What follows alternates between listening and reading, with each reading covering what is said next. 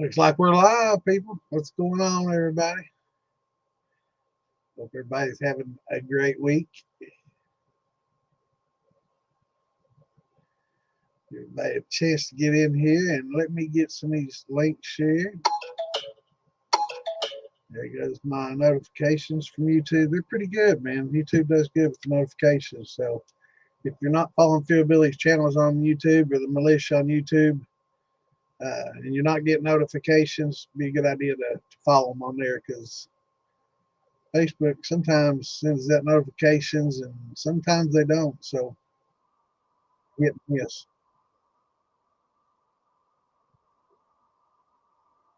So let me get these links shared and we'll get right on it.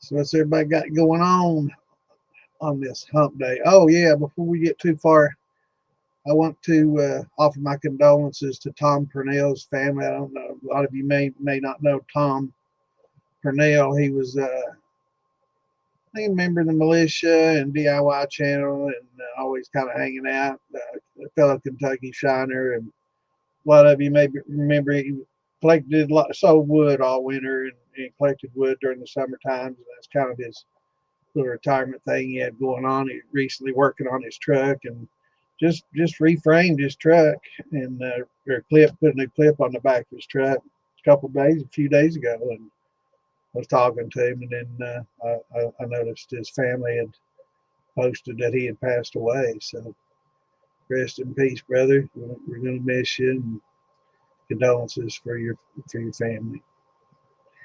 Sad day. Old Tom was good when he was a tough old bird. That was. He worked his ass off.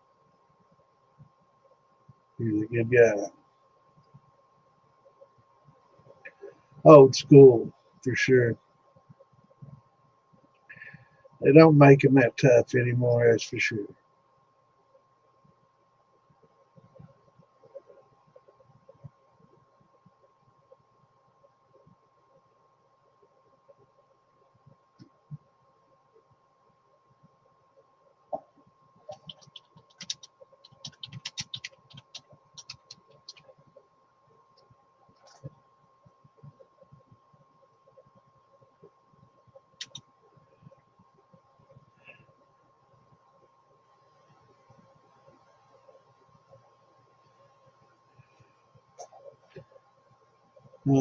Let's see here. Put these links shared out there.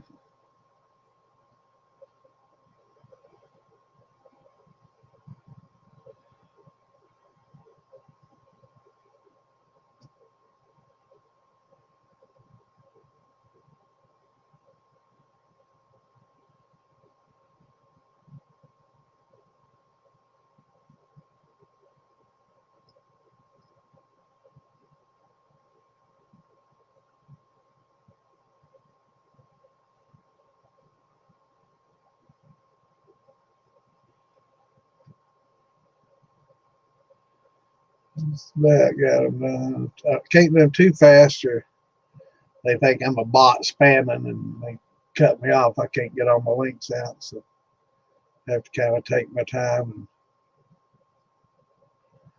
and go slowly.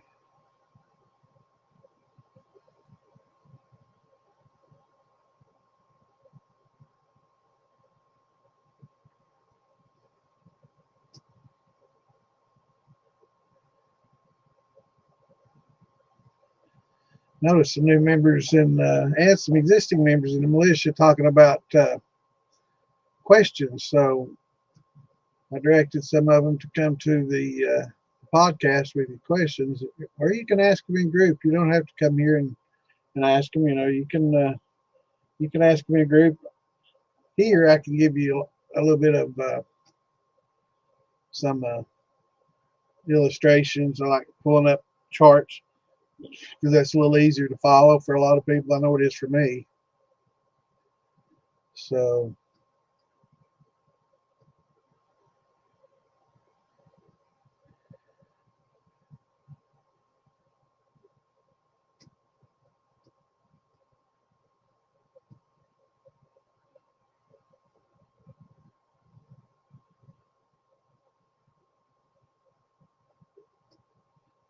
Also, I want to let everybody know I probably will not be doing a podcast this weekend. They've got a 100-year anniversary for the high school that I went to. 100 years in sports and in football, where we were pretty much a football school.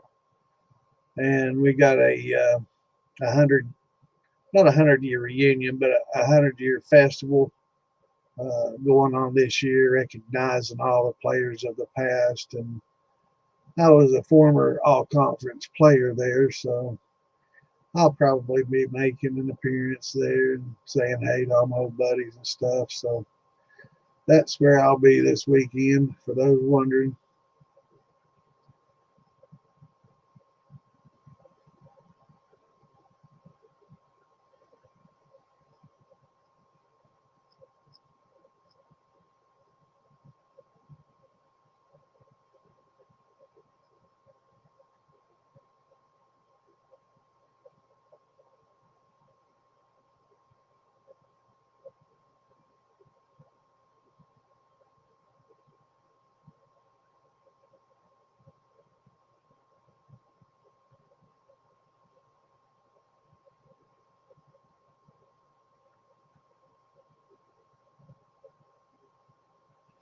All right. So, sorry, I didn't get it. What's going on, Eric? A lot of good shit, man. What's going on, Curtis? What's up, Clint? Yeah, Tom was a good one. He was, how many times can you rerun Shine? That's a good question. I mean, you can rerun it as many times as you want to. I mean, I've heard of, double and triple distillation. I think, by 3, maybe 4 times people get, what they want. It depends on why you're rerunning it. What's the purpose of the rerun? Some people just strip and then rerun. Some people run something and normally, and they don't like what they get off the tap, and they're like, well, I think I'll just try to rerun that and clean it up a little bit. And so that's kind of a cleaning run. Trying to clean some things up, and sometimes people rerun to add flavor. They keep adding to the back set. So that's something. Uh, Watched a video recently. Was talking to Royce Neely of Neely Distillery here, and he was talking about doing the same thing. That they do a lot of that. They rerun a lot in the back ends of the back set, and that's, I guess, the way cognac's done, and it's a good way to add more flavor. Keep rerunning and rerunning, and clean things up and add some flavor. Sure, go ahead, brother. Not much, hell, Billy. What's up, brother?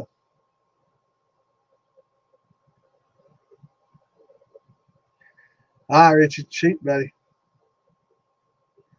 But Eric, there's a lot of different ways reasons to rerun. A lot of times they'll just run it pot still mode. And I mean, I've done this before. Something didn't come out very good or came out like my watermelon. That's a perfect example.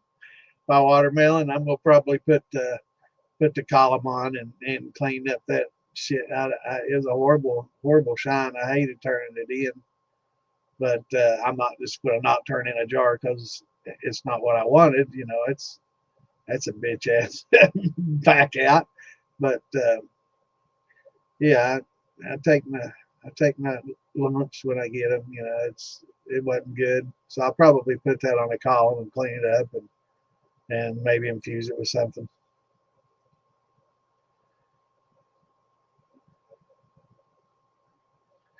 All right, 2-liter oak barrel. Okay, so that won't take too long. That's half a gallon. Now, Richard, there's been a little bit of talk recently about split brandy and mountain brandy. And I want to get your all's thoughts on it because it was always my understanding growing up, being around, split brandy was different fruits going into one brandy. And then mountain brandy was always fruit with a grain mixed in it, like an apple rye. So I don't know if I don't know if I've always been told wrong or learned wrong or if that's right or exactly. I don't know if Google can give me a really good answer, but just interested on what your all's thoughts are on that.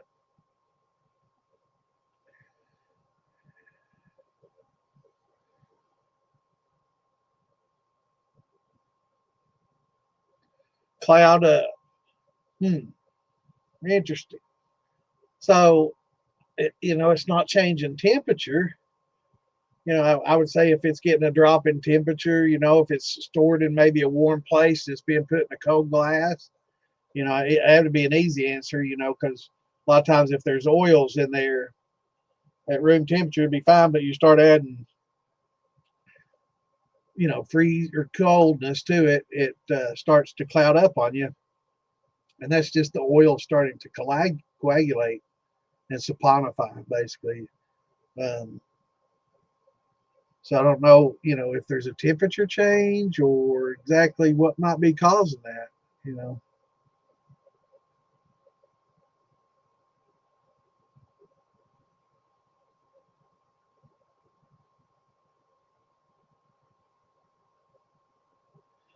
But just sitting in the glass for a while, oxidizing shouldn't cause it to cloud up a little, but that's I don't know if it's getting cooler, if the temperature's changing, I would say, you know,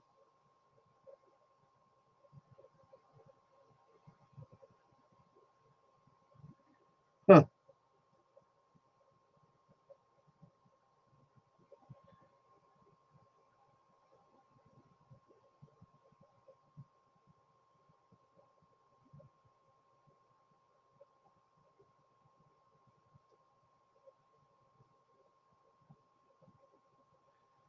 Okay, so how many pounds of barley did you use per gallon of water?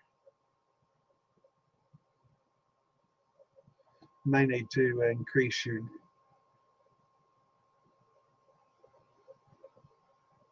Yeah, what's the proof of it, Richard? That.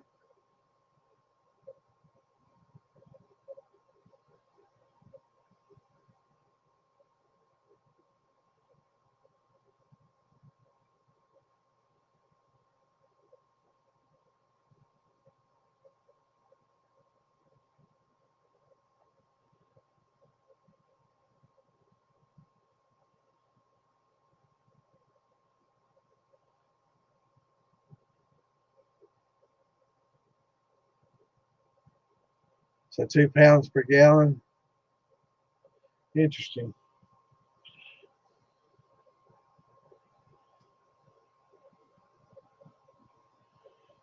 Let's see. Let me pull up the chart. That the temps.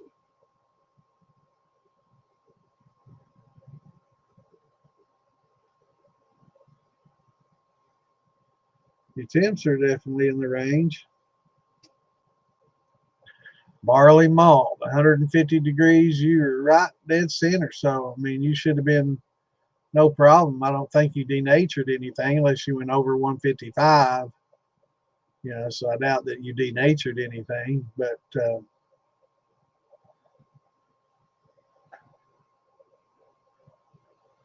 mean, you got some out of it. You got to 102, but still, that's not anywhere where you need. Um, let's see if there's a chart on pounds per gallon because I've never done like an all, single grain except for corn before. So I definitely want to do a Scotch. So I'm definitely going to do an all barley soon. Maybe try getting some unmalted to go along with it, and gelatinize the unmalted, and then add the malted to that, to help convert it. But yeah, you definitely should have had something going on there with that. Let me see here.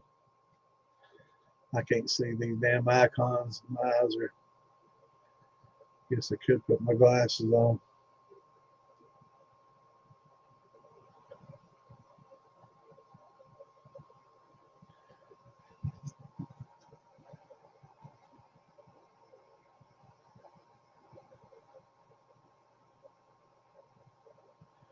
Yeah, I don't know. Trying to find the chart here that shows that's all fruits and vegetables, though. Let's see what this is. I don't think this includes any grains. Yeah, this is just fruits and vegetables. Let's see. Maybe.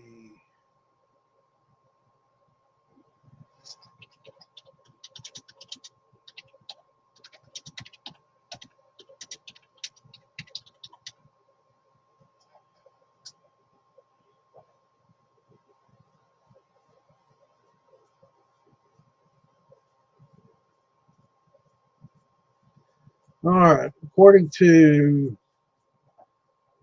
Google, uh,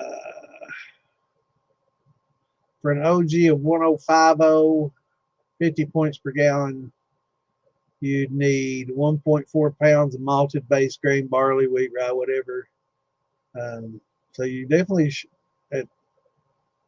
you said you ran 2 pounds?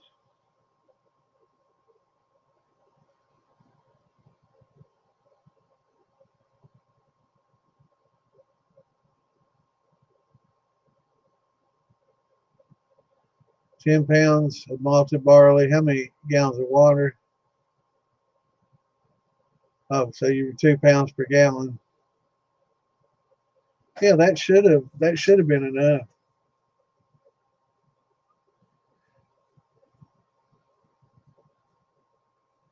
Yeah, I'm thinking, but according to Google, um,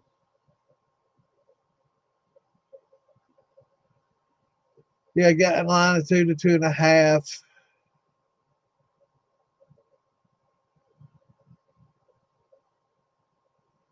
Homebrew talk.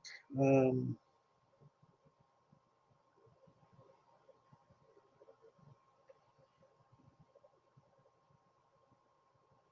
I'm seeing different, a lot of varying amounts, 2.5 to 3 pounds, from Home Distiller Club.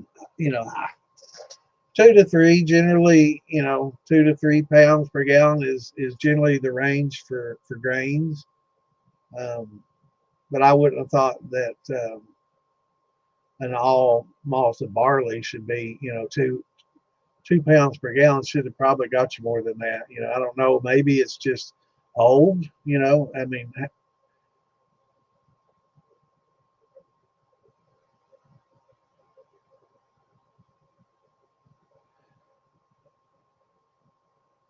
yeah, I've always been told different, Richard. It's interesting.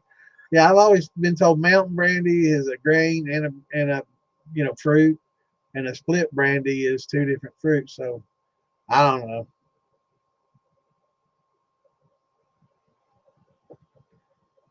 Yeah, it could have been. It could have been starting to get a little age on it.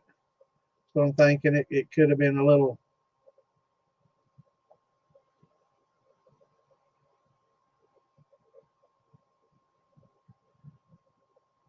Yeah. What?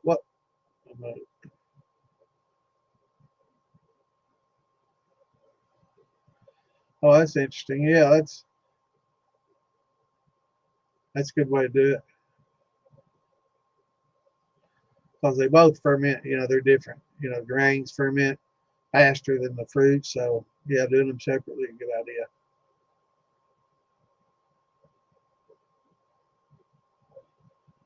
Yeah, that's what I'm guessing. Maybe sometimes too they get stored in some of these warehouses. And they get forklifted up to the top rack and on a pallet somewhere in some hot ass warehouse in Texas, and it could be hot enough up there to denature things. That plus time sitting there drying out. Hard to say, brother. But it doesn't, it should have been more than that, I would think. Just 2 pounds and 150 for an hour. You know, I don't know. Maybe let it go a little bit longer. I think with the corn, it's just gelatinize 90 minutes. But I would have thought you should have definitely gotten something more than that.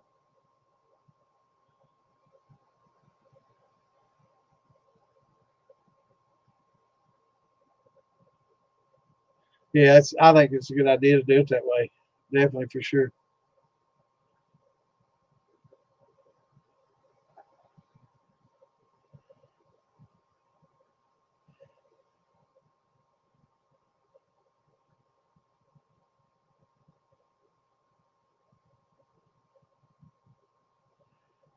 Red Star Rouge.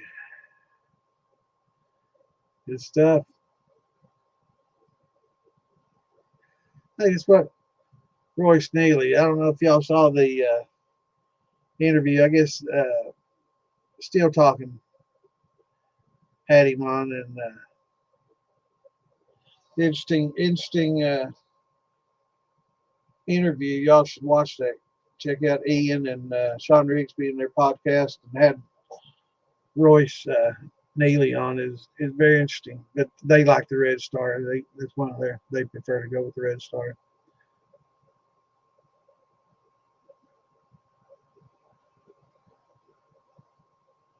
Yeah, give him a shout. See what he thinks about it. I'm guessing probably just the grains, not really, you know, fresh, and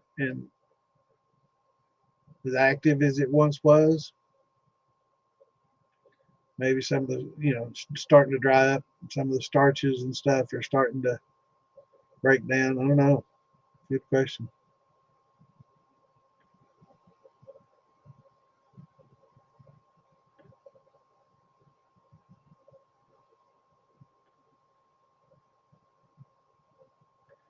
But if you have some powdered amylase, I guess, at the 155 range, you could add some of that to see if you could break it down a little more, add some exogenous enzymes to it to see if, maybe it's just lost some of its diastatic power, but still may have enough starches in there to convert. It wouldn't hurt to add a little bit of high temp if you got it, or some powder amylase.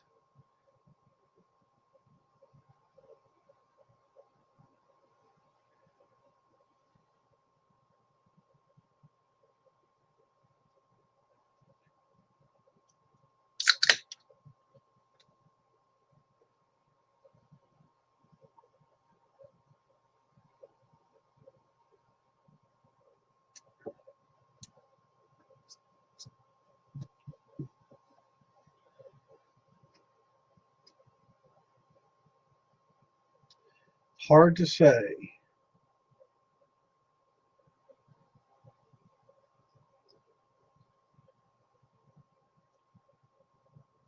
Yeah, but 2 to 3 pounds definitely should have got you more than 102. But I'd try some amylase with it. See if that helps break it down some more.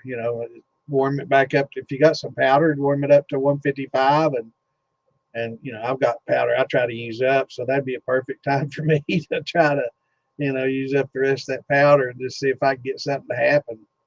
But if not, I guess you could, you've gotten all the amylase out of it that you're going to get, so don't worry about, excuse me, denaturing it. Maybe take it, add another pound per gallon, and heat it up to 155 and add that powder if you got some powder. If you don't, just try to see what that does, and then maybe add some high temp to it. Take it on up. Don't worry about denaturing it. Just use the high temp amylase and depend on that. See if you've got enough starches in there, to convert.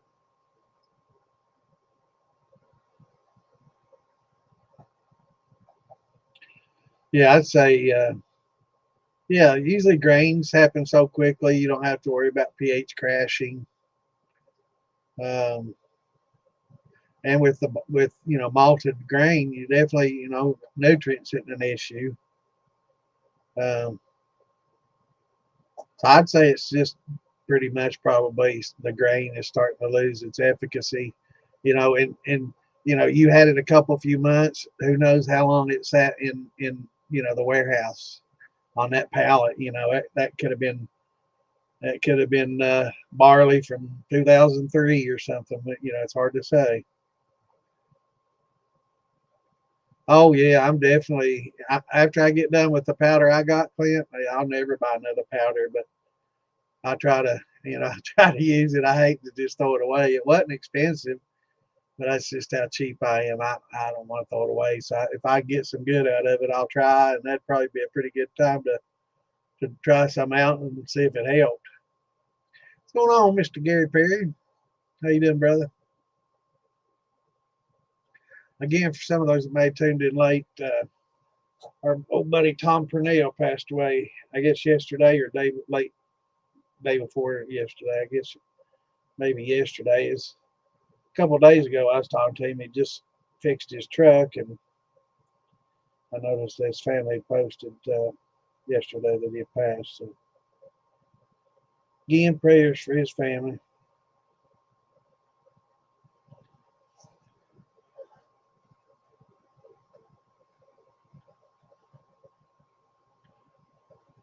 Oh, wow.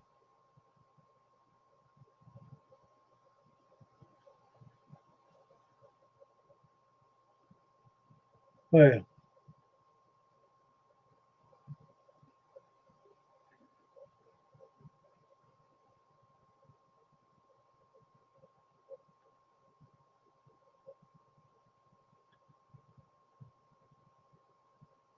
no, I'm not going to be able to make it to Beattyville, man.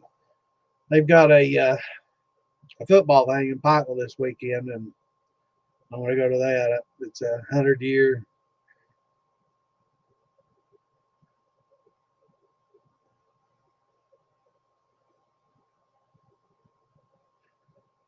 celebration.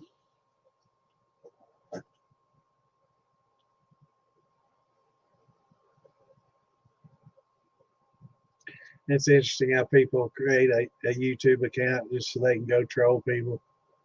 Must be a pretty shitty life to have nothing better to do than that. I kind of pity people like that.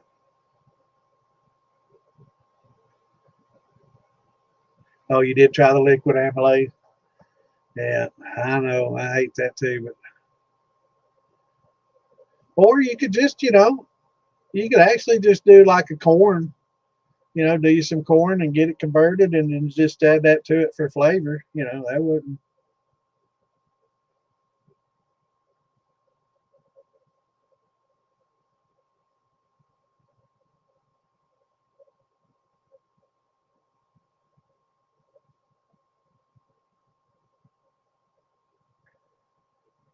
Yeah, I'd planned on going to Beattyville, but I didn't even know this thing was happening until this past week. They posted on Facebook, and I'm like, well, shit. I was looking forward to going to Beattyville. I definitely have to hook up with you some other time, Jeff. But I will.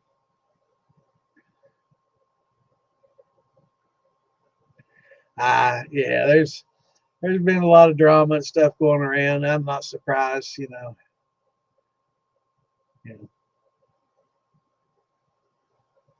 people got to go out there and say everybody's a fake. I don't know what I thought. Once somebody started distilling, they weren't a fake anymore or something. I don't know. I've been doing a long enough time to definitely no fake. But yeah, people have nothing better to do. Yeah, I hate it too, brother. Old Tom was a good guy. What's going on, Chevy boy? I'm a Chevy man too. Yeah, we'll probably go with a week or two of it, and then they'll get bored and maybe grow a pair or something, find something better to do. Doesn't bother me at all, man. I can hit that delete button real quick, and anybody sees that crap. Yeah, I do too, man. I don't, you know, every once in a while you got to say something though. People start calling you out and calling you names and posts and stuff like that the other day. I'm not going to let somebody just sully my name and not take up for myself. You know, I'm sure that's what a lot of that's all about, and I don't really give a shit. If you don't like me, that's fine with me. I'll sleep just fine not knowing that.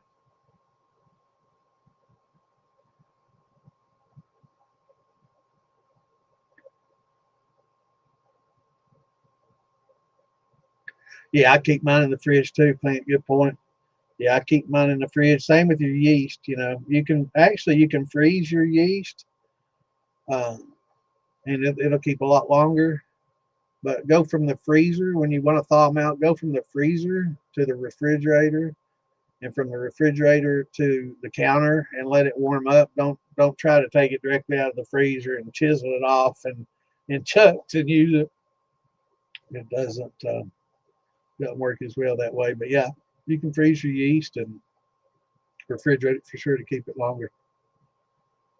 Yeah, we definitely try to keep it drama free. You know, there is no drama in here, as a, you know, we don't do that. Amylase, I use the liquid high temp amylase and then the glucose amylase. I guess it's the um, uh, firm solutions. But I've been getting broken bones from my buddy Prohibition. Um, I'm sure they're probably both pretty much the same thing. But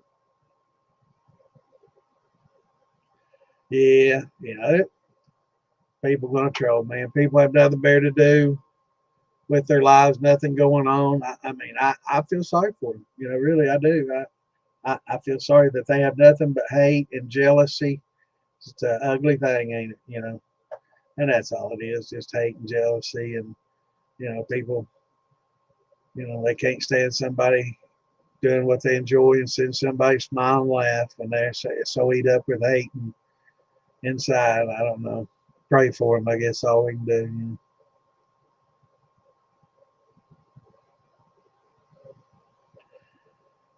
Yeah, if you keep them refrigerated, it helps. But corn, seems to keep pretty well. Um, malted grains not as well. They don't keep as long because they've already been kind of opened up and they're exposed, so they oxidize quicker. But like a corn kernel, those will keep, you know, probably out of all the grains, probably keep a little bit longer than the others because of the protective husk and stuff. But yeah, it's the best to try to use them and try to get them from a place that has a pretty good turnover. What's going on, Richard? Good to see you, brother.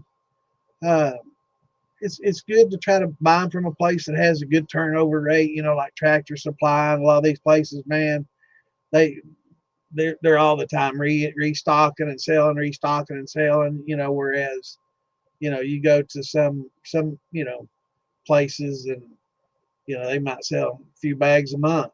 So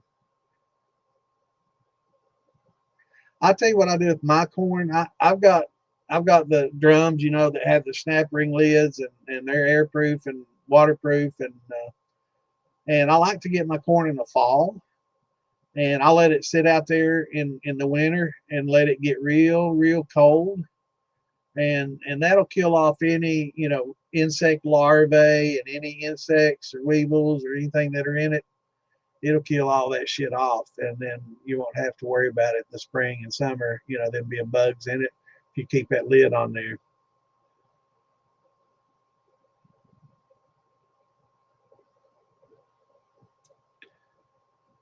I was trying to look and see who made the Sebstar, and I've never Sebmeal and Sebstar and all those. I've never found an actual. It always says like moonshiner or something, just something generic like that. And I was curious what company had them and what did it, but I wasn't able to, just on like Amazon, it just said like moonshiner. I guess I don't know if that's some company or who, but I do know that Sebstar and Sebmeal are good products.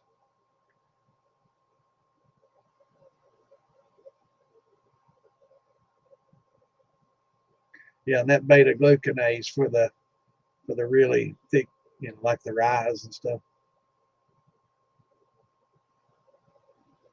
Yeah, I know. Yeah, I've done a pineapple. I did a pineapple rum though. So I used brown sugar with my pineapples instead of just straight pineapple brandy. I cheated. I used some, some brown sugar and Richard, I guess, for the recipe wise, it's just basically, crack your wheat and, roll it or crack it and just cook it up. Let's see our temperatures, let's see straight wheat. So you can go about 145, 147 up to about 150. Don't go over 150 for sure. I'd say around 145 to 150 range. Cook it at that until it starts gelatinizing and getting thick. I'd say about 90 minutes generally. And once it starts getting thick like that, now is this a malted wheat or just straight wheat? I should ask that probably off the bat. Malted wheat will probably have a little bit lower temperature.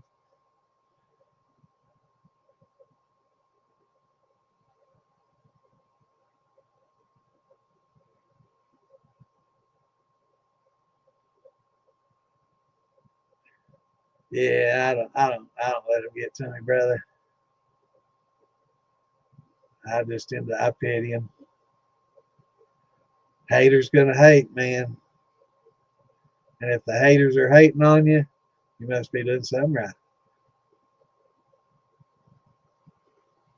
Anyway, we're moving along here. Yeah, I looked. I was trying to find.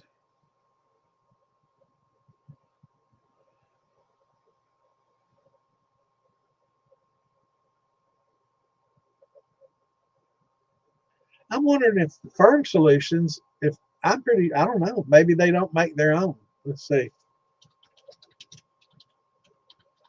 I can't imagine them not, but I mean that.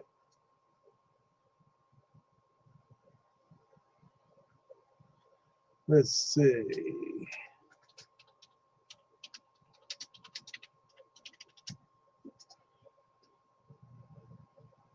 Yeah, Firm Solution produces their amylase.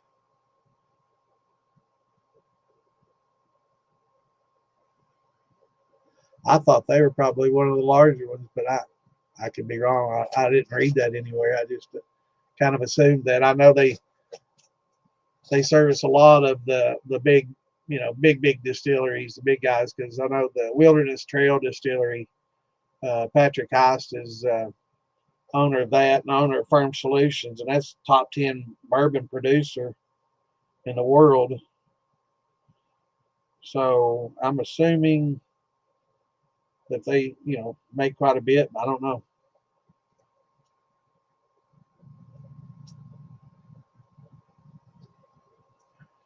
Let's see.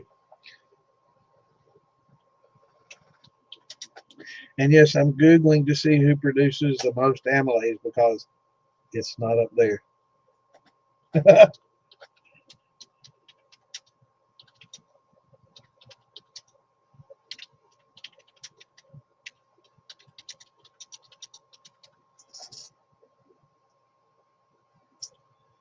Okay.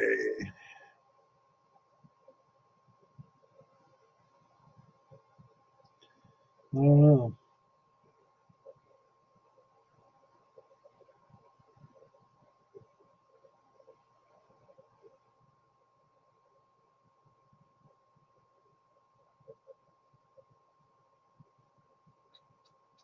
Be something good to research, Clint. I'm not sure. I've not heard of that fits out there in California, so I don't really know. I know that.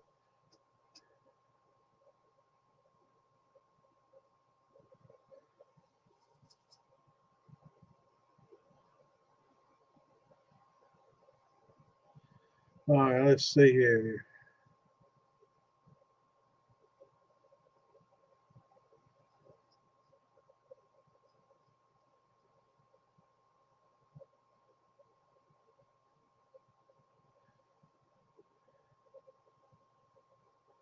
But definitely get up with me sometime next weekend or next week, Jeff. Definitely need to meet up. Oh, you brother. I'm not forgetting.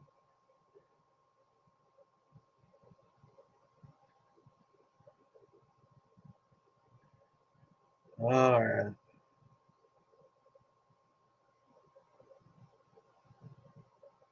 Enzyme Solutions, actually, that might be Firm Solutions with,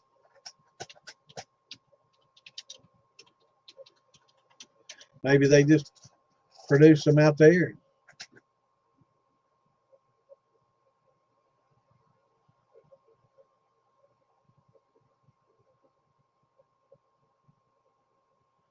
Enzyme Solutions.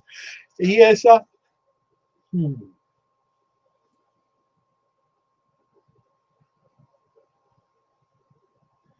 Okay. Well, of course, it helps if you spell enzymes right.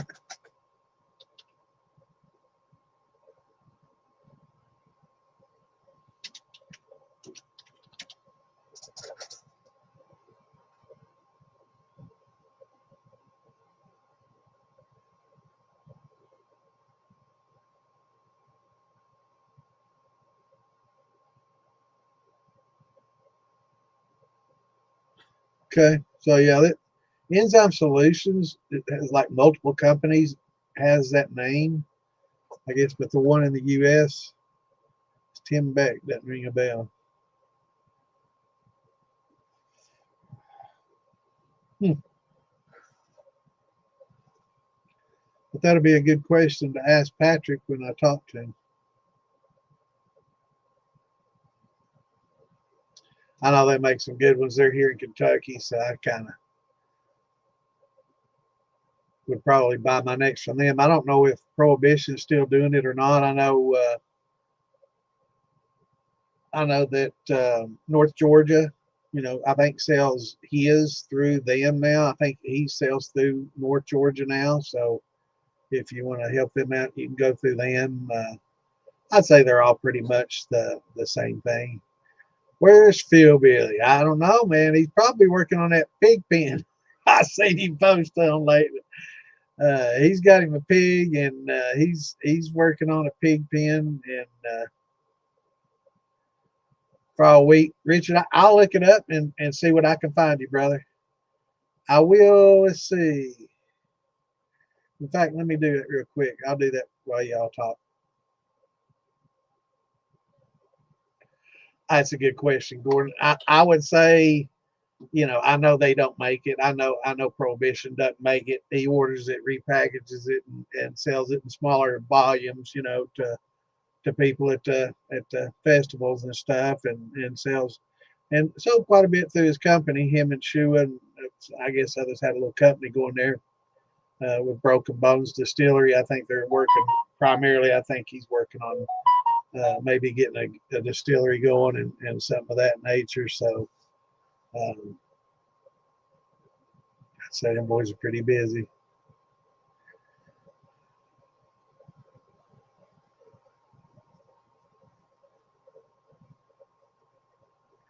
Indian China industry.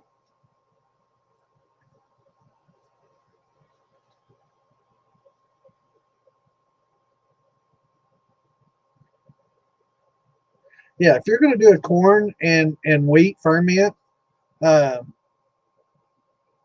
and it's not malted, yeah, you can cook your corn first and gelatinize it at the 190 degrees way up here, and use your liquid alpha on that, and I guess since you're really not dependent on any uh, amylase or anything like that from your wheat, if it's not a malted wheat, I would say you'd be able to add that to it, at the same time you're heating it up. It's not, you're not going to denature anything.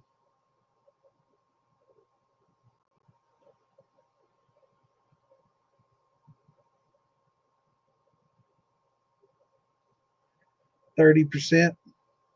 I mean, if it were malted and you're depending on the malt, actually a malted wheat as is higher diastatic than barley. So 20% is generally a good rule of thumb uh, to convert the corn. So if you had 30, that should be plenty. But if you're just using it for flavor, just crack your wheat and put it with your corn and just cook it all up, and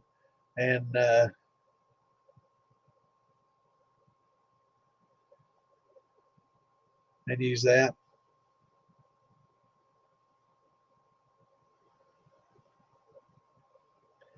Yeah, buddy. He's knowledgeable, man. He's definitely a big contributor to the channel. We love him.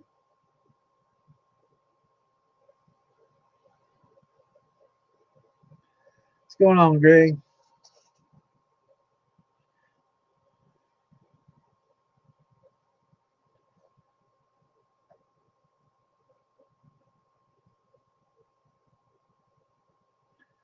Don't worry about your cap. That cap's fine. You know, on the first few days you can gently push that cap down in. Don't stir anything up. Don't get crazy with it. Just keep it moist. Push it back down into the liquid below, into your mash, and keep doing that for 3 or 4 days, and then kind of let it do its thing. You can put it in a brew bag as well. Temperatures right now, things are going to start slowing down a little bit because temperatures, I've noticed a lot more people complain about stuck fermentations and things going slow and that nature. And we usually always hear about that this time of year. And I always mention temperature, and they're like, nope, not a temp.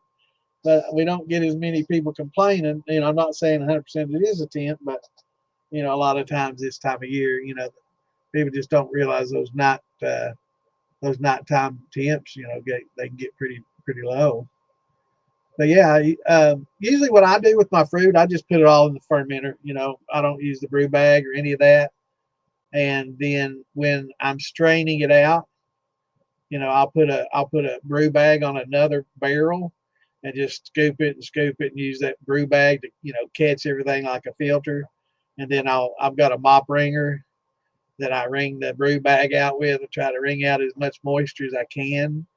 And usually I'll let it go with that, and just take the juice that I've got.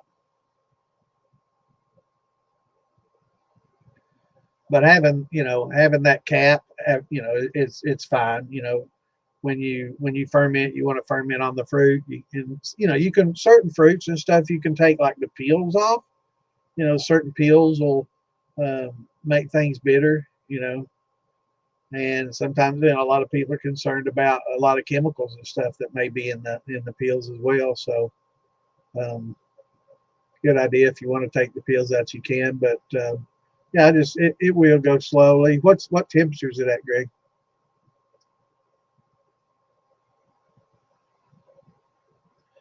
Yeah, Richard. If you're going to use liquid and glucose, yeah, I just cook it all together. I don't think you have to step mash it. I guess you could, cook your corn first at 185, add your amylase, and then when it gets down to 157. But I don't think your high temp's going to work effectively at that temp. So I just cook it all together myself and just use that high temp, and that'll break it all down.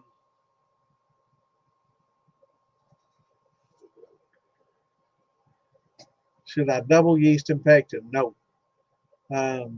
Pectin, you don't want to use. Pectin is used for making jellies and jams. I'm pretty sure you mean pectic enzymes. So a lot of people get those two confused, and you definitely don't, because they're kind of opposite. So pectins cause things to gel and help make the jello and the jelly and all those things. But the pectic enzyme basically breaks down a lot of that gel and cell membranes and stuff. So but never use too much. You can easily use too much pectic enzymes, and you don't want to. Usually use what they say on the jar. For your fruit and stuff. And it's like yeast. You shouldn't have to double your yeast or anything like that. What temp are you at?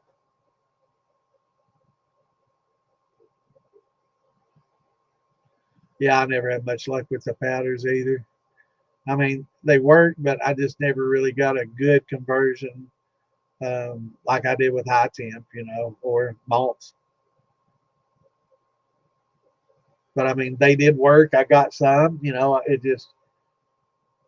it's marketably not as good as the liquid. You can do the same thing every time and use the powder, and get a 105.060, and then do the exact same thing and use that liquid, you'll be a 107.0, you know.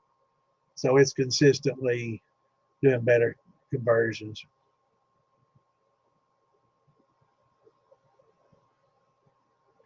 Yeah, that's what we're all here to have a good time and learn, brother. Oh, that's it then. Yeah, 65. You definitely want to keep it in the 70s, you know, even with the wine yeast, trying to keep it in the 70s. So you may have to, you know, if it's inside, you know, you can put it near some heaters.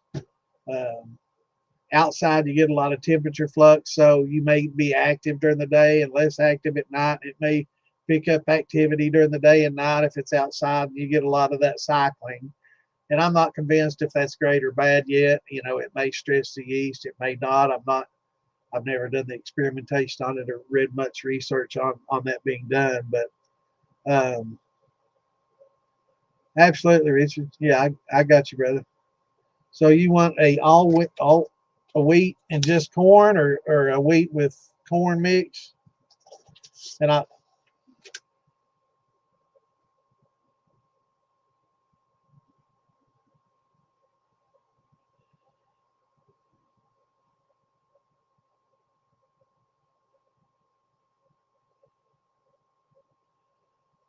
All right, now I will say basically as far as recipes goes, I want to it's going to be basic. It's going to be, you know, 20 gallons of water, uh, 50 pounds of corn, and that's going to be about 2.5 pounds per gallon. So you boil that water, get it boiling hot, and put about 15 to 17 gallons in your fermenter. And if you can have something insulated, like a cooler or something insulated, and you can refer back to this video, just rewind what I say and write it down, or try. But once you get that in there, you need to get you a drill with a little paddle mixer. I use a little mud mixer on mine, and get it going. And as it's going, you just start adding your cornmeal. Now you can use cracked corn, but a lot of people like to get a little bit finer. You get a little bit better conversion when your corn's a little finer than a crack, but it's a little harder to clear, and you know you have some issues there as well. If you're patient, it's not a big deal. But slowly add those in while it's stirring, and try to you keep a few gallons of boiling water separate, right? So you put maybe 15, 17 in, and keep a few separate, keep it boiling, and then add that 50 pounds of corn in. And then as the temperature gets a little bit low, add some of that water. You know, once it starts to, you know, you start seeing a little bit of gelatinization. You know, some people add the high temp amylase right off. I like to wait and let it start gelatinizing before I add mine. And then add your high temp amylase to that, and just keep adding the water to keep it at 185, 90 for 90 minutes to 2 hours, and you should be ready to go. You know, and if you don't use all that hot water that you kept to get it gelatinized and ready, maybe you got a few gallons left. Dump it out, get some cold ass water, and pour it in on that, and that'll help start cooling it off, because you know, after you use that high temp amylase on it, you want to cool it off to about the 150s if you're going to, you know, add any malts to it. If not, then just let it keep cooling off until you get down to your glucose pitching temps and your yeast pitching temps, and then, you know, go ahead and add those in at 100 degrees. And maybe the yeast, depending on the yeast, 90, 95. Bread yeast, you can do it at 100. Red Star Daddy, you can add it at 95 to 100, no big deal. But some of your wine yeast, you want to let it get a little cooler before you add, that in, like EC 1118 is a champagne yeast, and some of those yeast, you want to let it get a little bit cooler, in the 80s and 90s before you add that. But that's the recipe, that's it, and just let it work off, and in 4 or 5 days, it should, if temperatures and everything's correct, it should be fine. You try to get your pH to around 5.2 starting out. So if you got some citric acid to throw in there, you can get your water, the boiling water, check the pH of it, get it to 5.2, 5.3 range using citric acid. And that technique, a lot of people don't understand, but having that lower pH, even for the conversions, helps your conversion. So having that lower pH helps your conversions, and it keeps things fresh.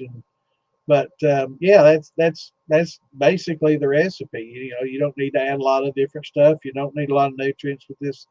With an all corn, you can throw a little bit of nutrients in there. It's not going to hurt. You don't need near what the package calls for. You can definitely over nutrient, and just like over yeasting and over, pectic enzyming. You can use too much enzymes. You can overdo things, and it can impact the flavor. So a lot of times people will go on what the label says to use, or do use a little less.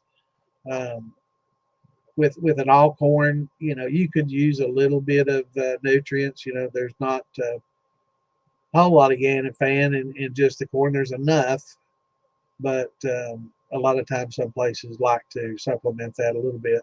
If you're using a malted grain, you don't need, you're not going to need to add nutrients at all, because they are a good nutrient. Now, as far as doing the same thing, you do the same exact thing for a barley. If you wanted, or a wheat, if you want to just add like a regular wheat, not a malted wheat, just throw it in there, crack it, throw it in there, or crush it, and throw it in there with the corn, cook it, cook it up at 185, 90 degrees, and I like to steep, because I it's easy to scorch things, and especially once you get it big pots and use them a lot, and you get the hot burners, and it's a little easier if you're doing smaller batches. But once you start doing big batches on a big 10-inch burner that gets 250,000, 300,000 BTU, it can get easy to scorch. So they're great for boiling water, but a cooler, using a cooler or something insulated like that. I've seen people, wrap foam around their barrels, and that works well too. I've seen people use barrel heaters, all those work just fine. But yeah, Greg, you get that temp up. What kind of yeast did you use, Greg? But I will follow up, Richard. I'm actually going to do and I've already started. Got a pretty good chunk done of it. Um, just a little chart to kind of have next to you to kind of go by, and it'll probably include this chart right here that I've got up. That's, if you don't have another chart, you'll see me pull this up every week. I mean, I love that chart, and I like this chart because it tells you how much sugars you can expect out of all the different fruits and vegetables. But this chart really, it shows you, your temp ranges, and you don't want to exceed these upper dots here. That's the point where you start denaturing the enzymes that are in them if they're malted. And this is the saccharification range. That's where a lot of it gets converted to sugars, and it gets broken down. But we cheat on the corn because we're not patient. We don't want to. Right? See, where's the maize on here? Corn, maize. Okay, it says right here 177 degrees, and as low as this. A lot of people, you don't realize that you can gelatinize corn at 145 plus. This is the point where it will start gelatinizing. And and this isn't for a malted corn. This is just regular corn. So, but we take it up, a lot longer because it happens quicker. So you can do it in these ranges here. You can cook your corn down here, but you have to add hours to the cooking time. And we found that, with the corn, you can do it at 185, 90 and not really impact the flavor of the corn, but gelatinize much quicker. So 90 minutes to 2 hours instead of 6, 8, 10, 12 hours at lower temp. Because once you get down these lower temps, it takes a long time to gelatinize. So, but if you're not using the malts, yeah, you can just throw it in with it, or add it as it cools off, The amylase will still be in there, but that liquid high temp, help me out, Clint. Is it 170 that it starts reduce? I know it works from like 185 down to 170, I think it is. And then after that, it starts losing its efficacy as well. So, there's temperatures that are too cold for the high temp amylase. So I think it's like, 185 to 170 range. And once you get below there, it's not gonna work as well. I do the same. I add the amylase because I'm never going to depend on all the malt and all the amylase in the malt. And I've also changed my habits of ordering.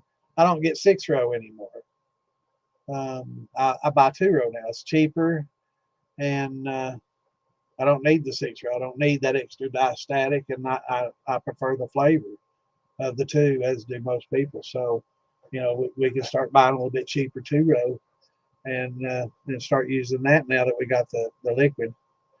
And it's definitely, there's a lot more varieties of them out there. There's a lot of 2-rows. That's a European thing, and it's used in a lot of beers, and it's a big beer thing. And you talk to beer makers, and they scoff at 6-row. And they're like, and the flavor, that some of the best flavors are in 2-row. And again, flavors comes to subjective opinion, so everybody will have a different one. But yeah.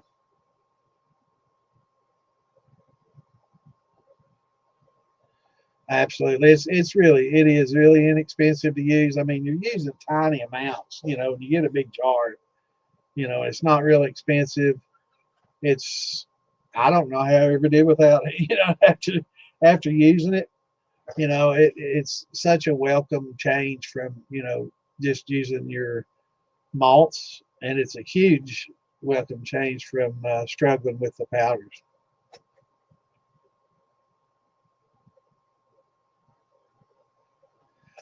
I don't know if it slows it down. It does offer a protective barrier, and it helps hold in some CO2, which helps hold out the oxygen. Um, I just remembered something I want to share, and I'm not going to mention any names, but I am going to share some pictures that were sent to me earlier this week. And Richard, I've got you written down for all corn recipe and corn and wheat. And you're in the militia, right? I'll get you those, Richard. Let me make sure. Let me see here.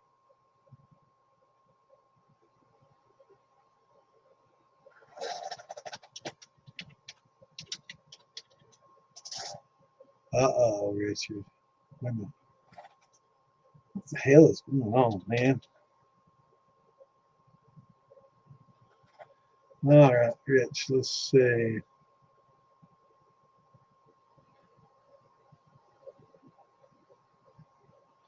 I don't think we're friends on Facebook. Are you in the militia, Richard? Trying to find a way I can get these to you.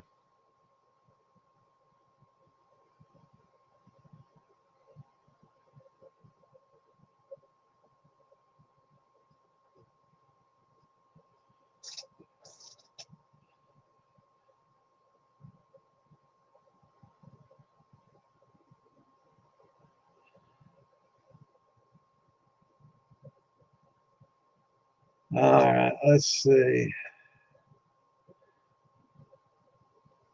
All right, let's see. 65. Greg, sorry. Yes, wait a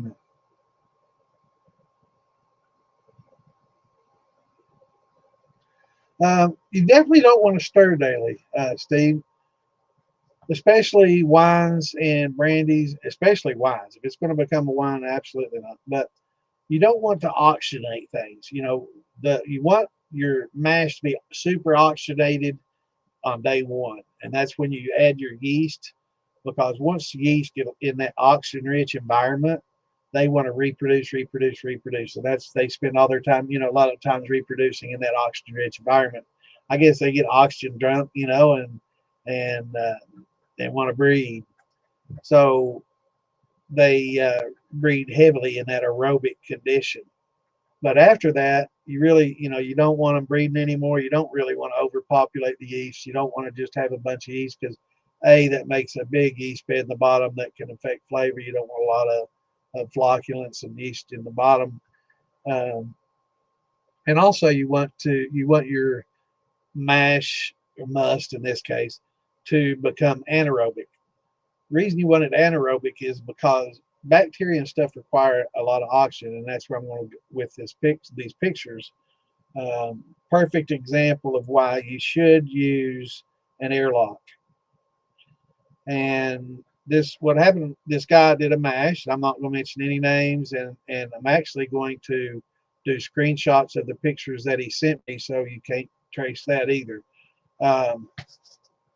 But he had a couple barrels of this mash going. It was apple brandy must, and had it going, and one of them started foaming up. He was afraid it's going to overflow because it was rising pretty quickly. The cap coming up had a pretty good sized cap on it.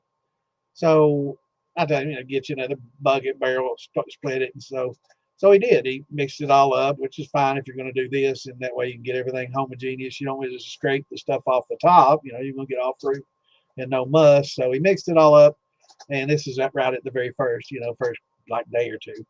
So, and I will get back to where I was on the oxygen. But so he put all the half of it in another barrel. Okay, so in this barrel he put his airlock back on. The other one he just set the lid on. And I will show you the difference in the two a couple of weeks later. And this is a perfect example of why it's beneficial to have the airlocks, especially on brandies and wines and things that are going to ferment for longer periods of time. Again, you don't have to. This isn't if you don't, you're going to die and it won't work kind of thing. If you don't, you get mixed results, and sometimes you get some bacterial buildup, and you can still run it. It can still make liquor. Some people may think it just tastes just fine and perfect. Some people may think, it's got a little bit off taste. And if you do both and compare the two, which is what we're going to do and what he's doing on this, we're going to figure out, just how much impact that bacteria has on this other mash, because it's night and day on how they look just a couple of weeks later, doing nothing but just in the same place, sitting right next to each other, no other, changes. So, but let me do that real quickly on here. And let's see, I'll do want to, anyway, get back to the oxygen. So keeping it moist, keeping the cap moist and pushed down helps keep bacteria from building up, because there's alcohol in the water forming, right? So that helps keep the bacteria down. Moisture helps keep the CO2 in, and having just CO2 helps keep the bacteria down if you don't have a lot of oxygen. I'm going to try to get caught up here.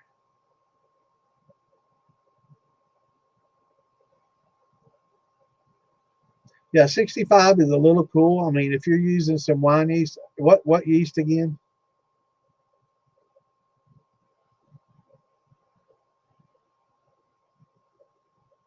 Because if it's like a wine yeast, you can bring it to the mid 70s and it'll be perfectly fine, 75, and it'll be happy. So you don't have to superheat. If it's, more of a bread yeast or a daty yeast, then, probably closer to 80, low 80s would be more beneficial. But yeah, for a wine, 70s is fine if you've got wine yeast.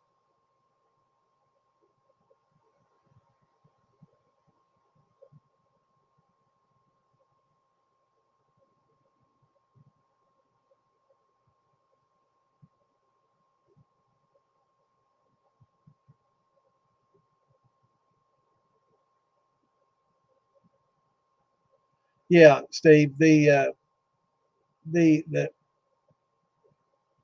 if the sweet feed has been cooked, if it's been steam rolled, it's been gelatinized. They steamroll stuff and it comes in flakes. If it's flaked, it's been steamrolled, and that's just gelatinizing. So that takes place of cooking, but it doesn't have anything to do with amylase. You'll still have to add your amylase, but it does take place of the cooking. You don't have to cook it, but you still have to bring it up to 185 if you're using the high temp.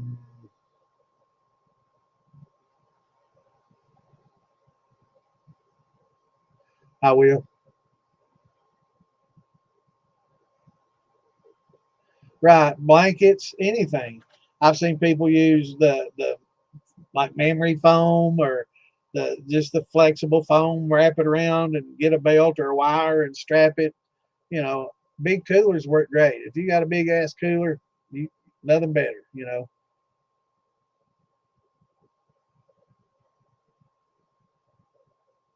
Right, right, yeah. What he's talking about here is once you get in this securification range at 150, and starting to here at 155, you really want to hold. This is a hold period here, and so you want to right here hold. Let me get that out here. Securification range, and this is called a rest range, and this is a rest period, which means you want to hold it here and let it rest at these temperatures in between this temperature here for it to help secure. I can't do this when I'm drinking. Securification. Um, you've heard of saccharin. Well, that is a sugar substitute. Saccharification is just a sugar, a sugaring.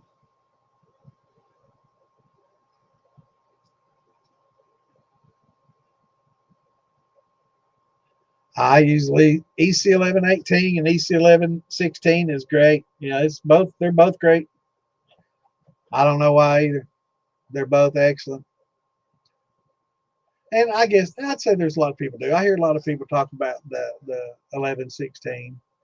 I think there's like a V1116 as well too, if I'm not mistaken. That works real well.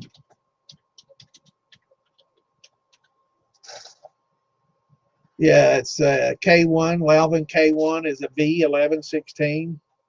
That's a real good yeast.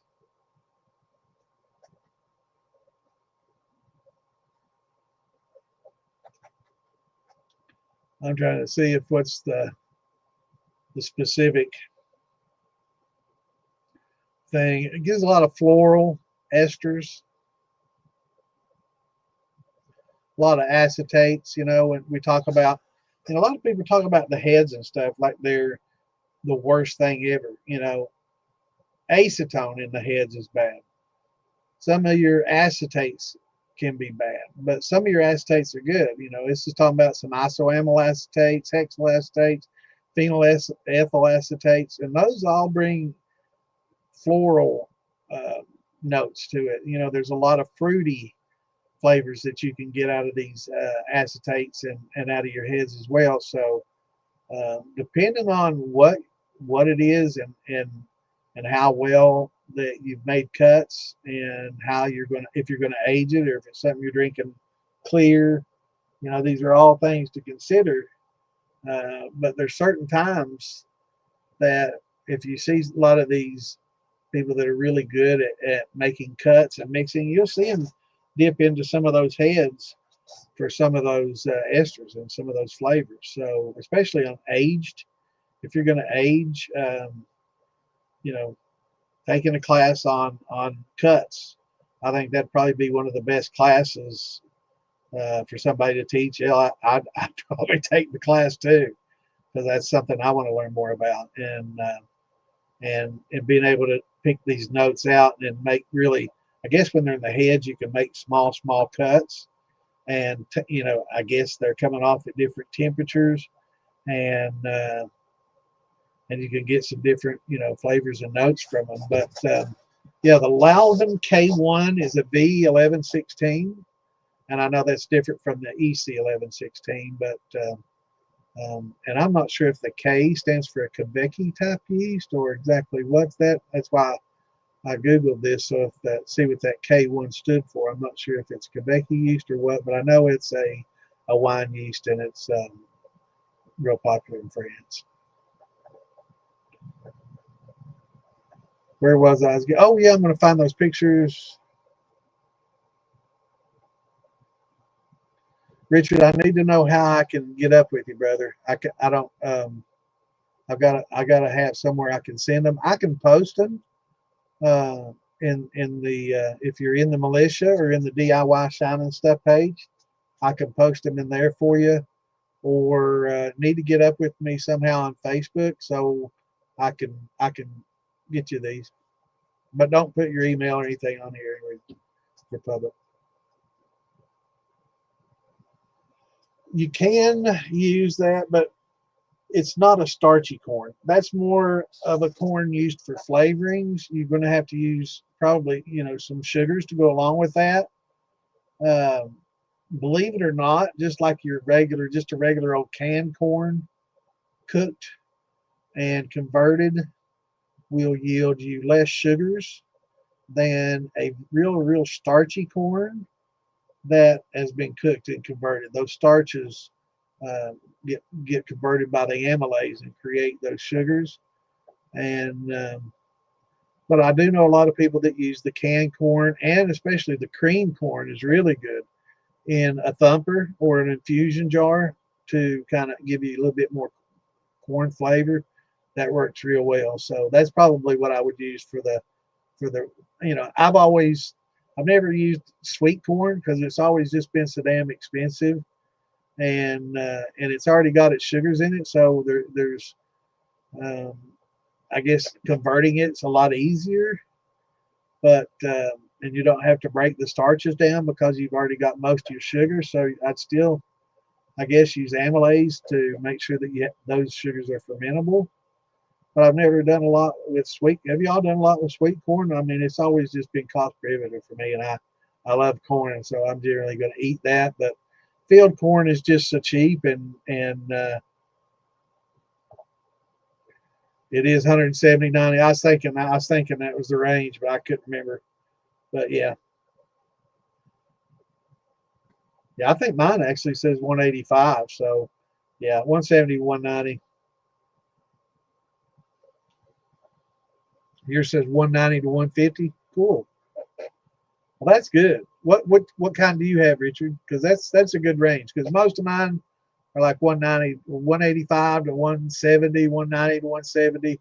I think that's what mine says. So 150 is awesome because a lot of times with these amylases, you can get too cold for them to use. I know that powder is like 155, and if you go above 160, it can denature, and then below 150, and it becomes less effective to where it won't even hardly work. So it's really tough.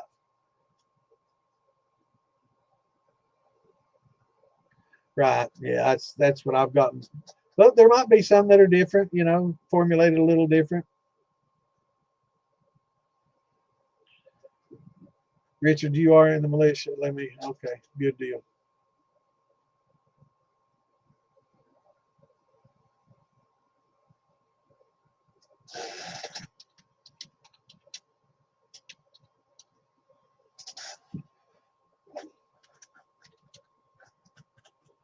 Good deal, brother. I just sent you a friend request, and you don't have to accept it, but I can still send you that in a message, and I'll probably do so here in a little bit. It's going to take me a little time to dig those out, and I might not do it tonight because I may just send you what I've been working on once I get it done because it's going to be step for step. What's going on, Jared? What's up, brother? Yeah, that's what you should follow because it's different formulations. But I definitely want to know what kind it is because working down to 150, that's a pretty good range, and if it'll work all the way down there, that'd be great. What's up, Mash Brothers?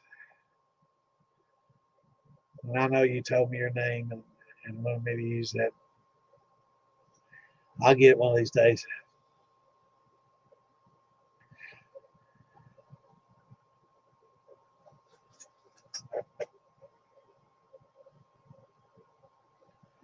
Yeah, yeah. A lot of your yeast has pretty good ranges, but you know, like Clint's talking about, there's ranges that it'll actually function, but there's really a small range in which it shines, in which it really does its best. And EC 1118 is a champagne yeast, and I think the mid to upper 170 is where it really shines. But you know, it's got a good pH range, it's got a good temperature range. But to make, you want to keep those yeasts as happy as they can be, and I think that's the temperature that they're the happiest.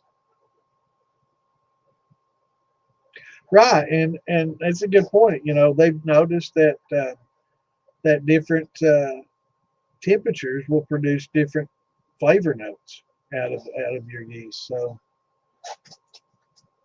see, Clint's a sharp guy. He knows.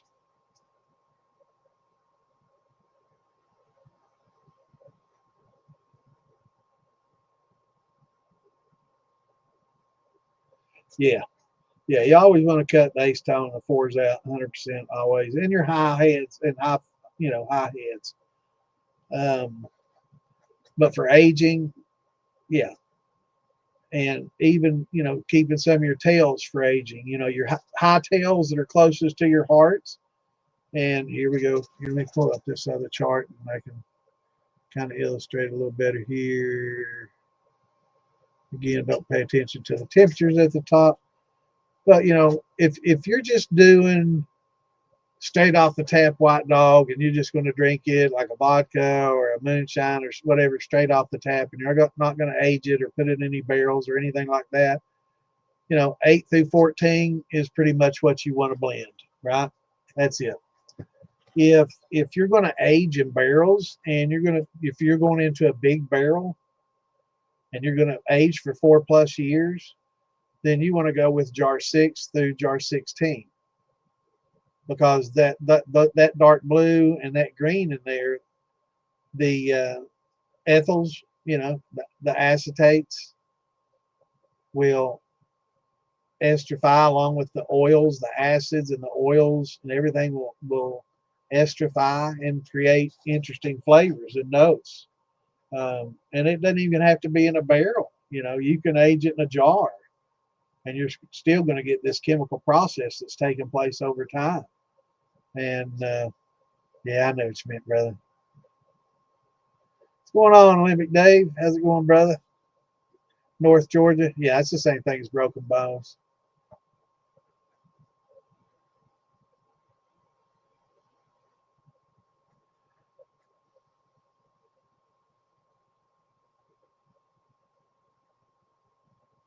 Yeah, the Quebecy, everybody. I've not heard anybody say anything bad about Quebecy yeast. Everybody that's used the Quebec, they can't say enough good about it. So it's definitely a good yeast to have on hand and use in some of your brandies. I think is probably in wines where they shine. But I guess that some people use them in their corns and grains too.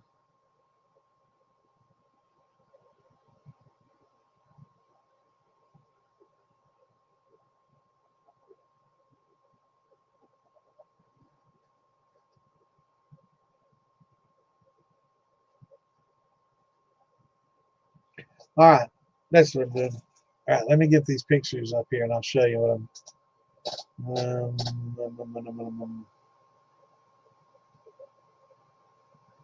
I think it was sent on Facebook Messenger. Yeah, it was. Yeah, I told him I was going to share these pictures, but I'm definitely not going to share his name. So there's picture one.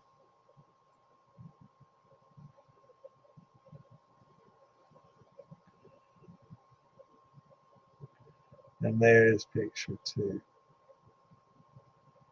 Okay. Ladies and gentlemen, boys and girls. All right. I can't put them both up at the same time, but I'm going to show them to you. Well, let me get those out of my screenshots and put them over here, because these are going to be things that I use from now on to illustrate while when you're doing brandies and things that are going to ferment for a long period of time, while it's a good idea to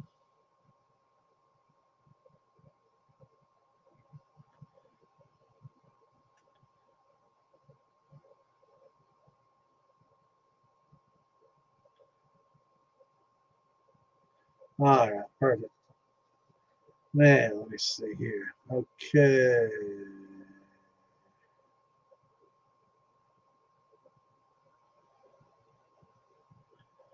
Let me find them.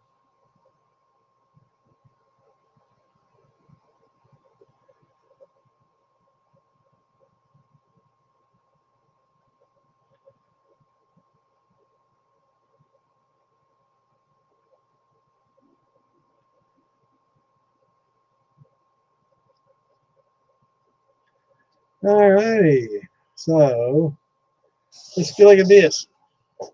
This is an apple mash. This is an apple mash that was from the exact same apple mash that this was from, and these pictures were taken at the exact same time. And there's other barrels of this same mash. So, but some of the mash was taken out of the barrel and put in this barrel with just a lid and no airlock. This was over an airlock. Look how fresh those look and clean. And see, fermentation is a controlled rot. And the more control that we can have of it, the better flavors and product that we're going to get when we get done. Now, this is the reason this is fresh like this is because there's no oxygen on this fruit, or very, very little oxygen on this fruit, because carbon dioxide builds up in here and forces all the oxygen out. So this doesn't oxidize and bacteria can't thrive. Whereas here, oxygen lived here, bacteria bred here,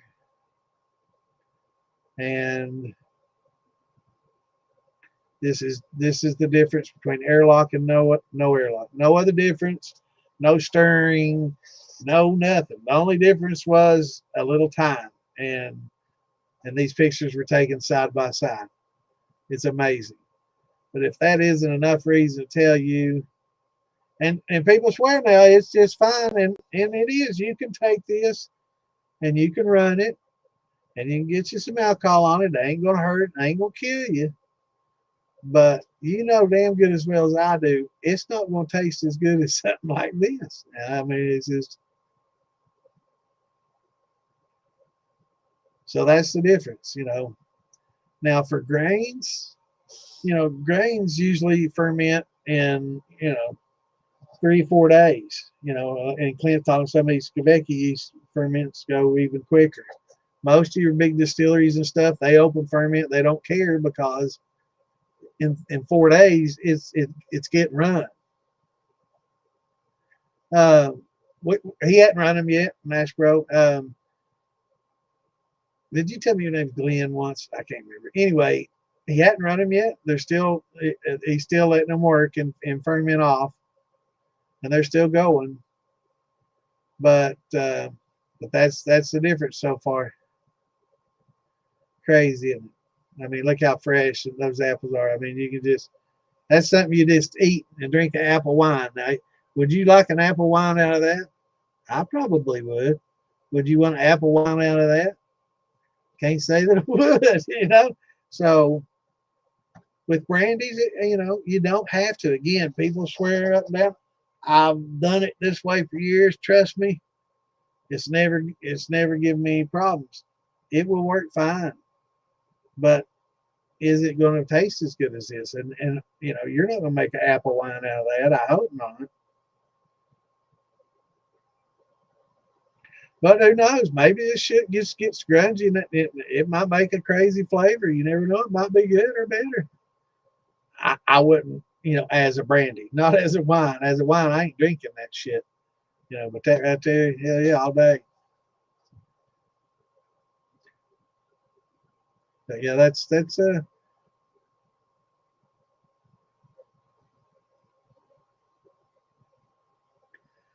good little example of why sometimes it's better to use that airlock, especially like I say for wines and things that are going to take a long period of time, or now that we're in colder weather and things are cooler and our mashes, or even our grain mashes, are taking a week or two now instead of just 4 days like they did when everything was perfect and warm. And so if you don't have temperature control,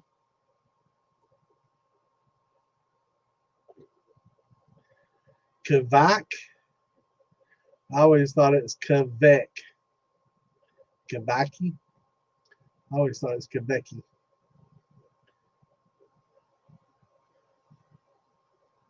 Who have I heard?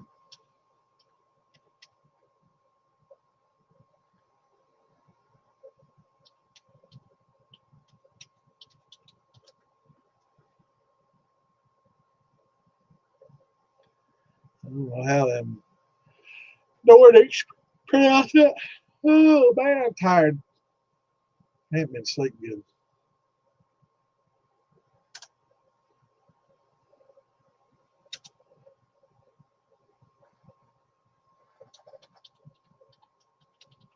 I don't know. Let's see here.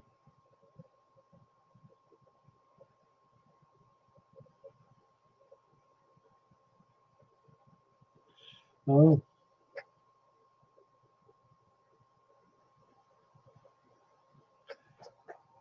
interesting.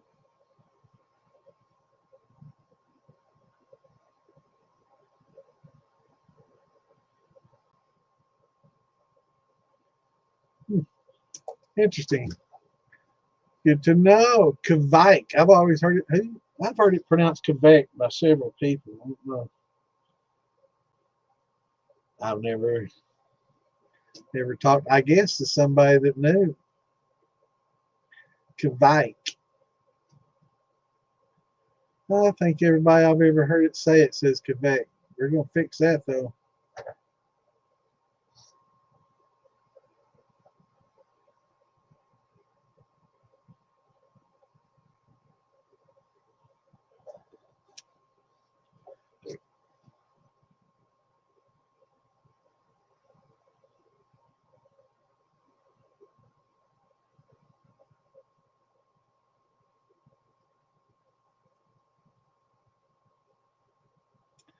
Moonshine cherries.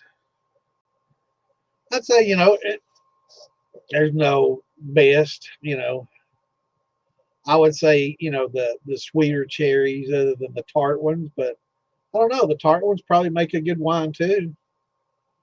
You just have to add sugars, but I would say it really depends. I do know that you don't want to grind the pits up because there's certain types of common cherries that we use that have really high content of amygdalin in them, and that that amygdalin converts to cyanide.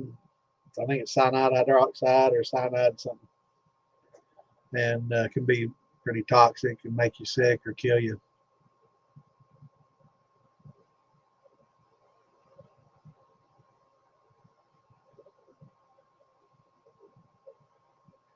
I'd say you would get some of that. You would get you some of that. I would say, Mash Bro, if you're just doing grains and you're in the 80s and everything's happening in 3, 4, 5 days, you don't even have to worry. I just for mine, I'll put a towel over it and just loosely fit the lid on the bucket. I don't airlock my grains. I don't unless it's winter and it's going to take 2 or 3 weeks, and then I'll definitely put an airlock on it.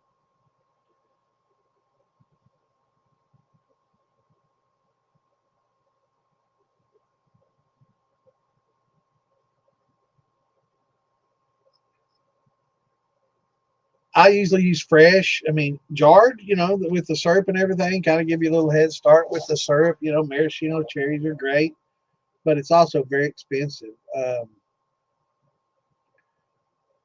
I usually wait for things to go on sale, because I'm cheap and I'm a tight ass, and So I wait for fruits to go on sale, and I have certain points and price points that when it gets to that point, I'll pull the trigger. And cherries hadn't gone down enough in the last few years for me to make some more of my cherry wine. But I've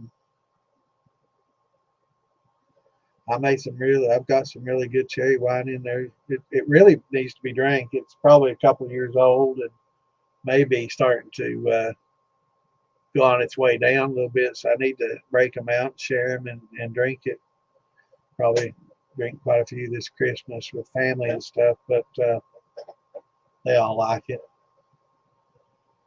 But it's just I wait till it gets to a certain price and they have it. But it's I don't know the name of the cherries. They're just a big old. They're big dark cherries. Not maraschino though. But it's just the ones that the grocery store gets. I don't. If you live in an area that grows a lot of cherries around, I'm sure you could probably pick them up pretty cheap.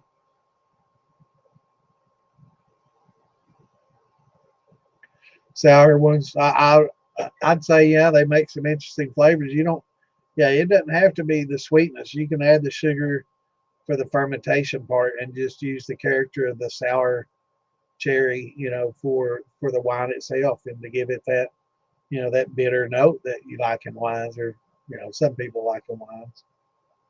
Bean cherries, maybe that's what it was, Richard. That sounds right. I believe it was bean. Yeah, bean. Yeah, I believe that's. Let me double check that, but I'm pretty damn sure that's what they were, being.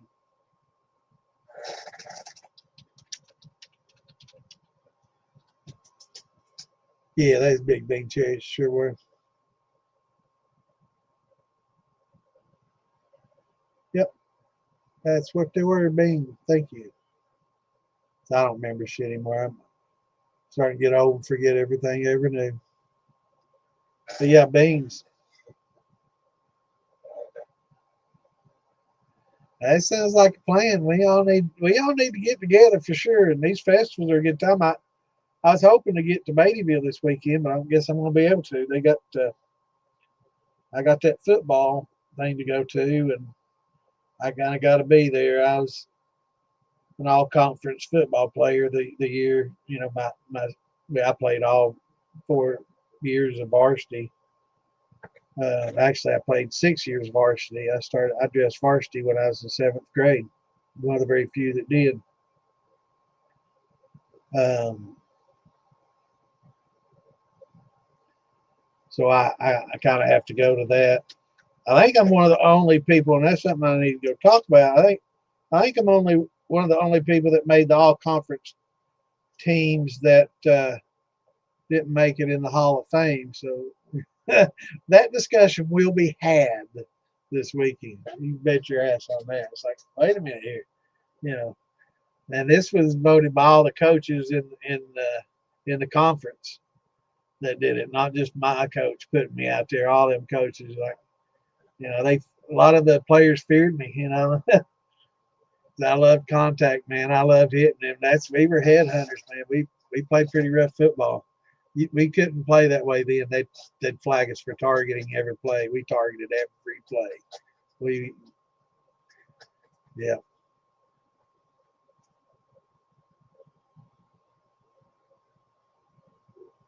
Yeah, Lactobacillus brevis.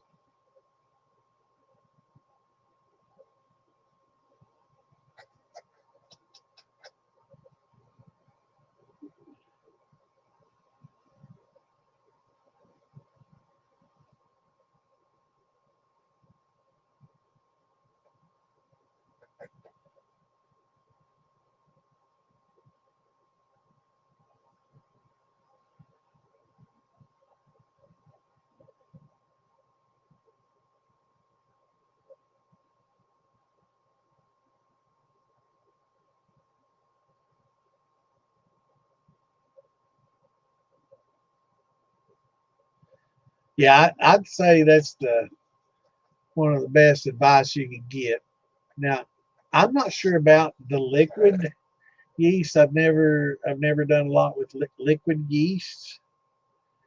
and propagating liquid yeasts. I mean, how exactly do you do that, Clint? I mean, is there flocculants that have actually live yeast in it, or is it just in the liquid itself? So how would you propagate that? And I guess as long as you kept it alive and kept that, like a sour mash or something going, you could keep that yeast alive in it.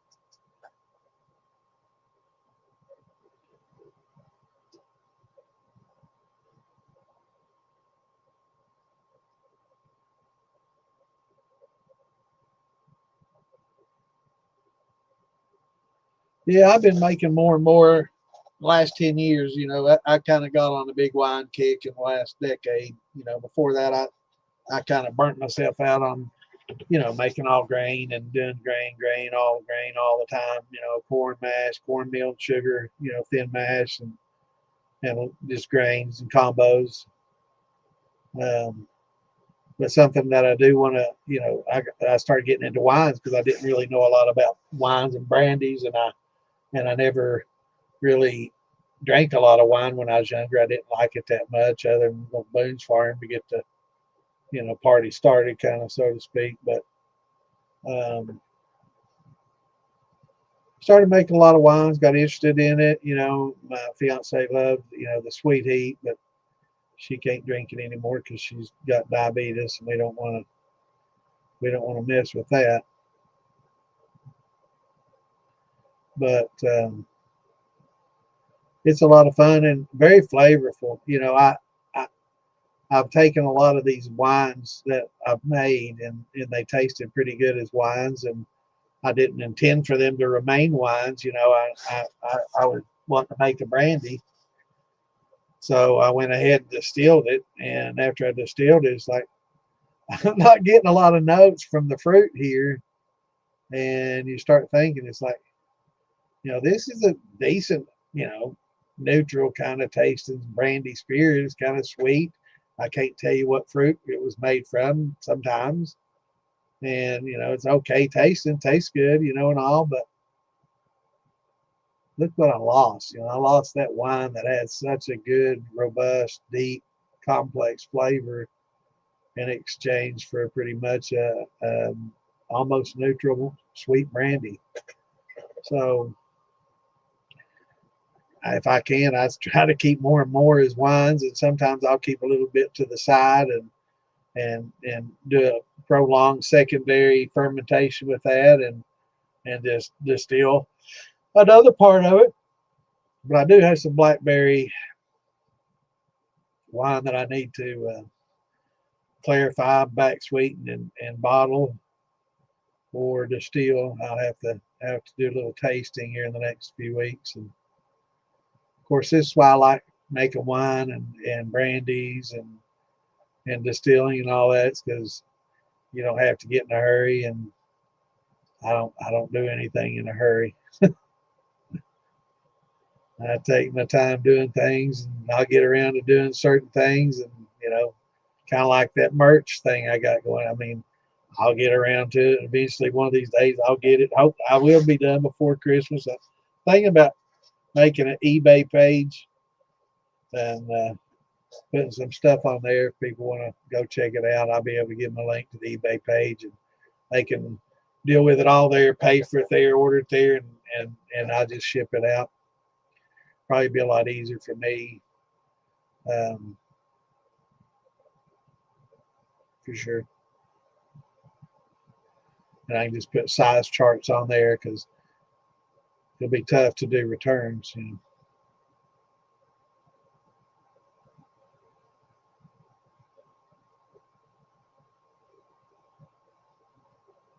So it is in the trub. Okay.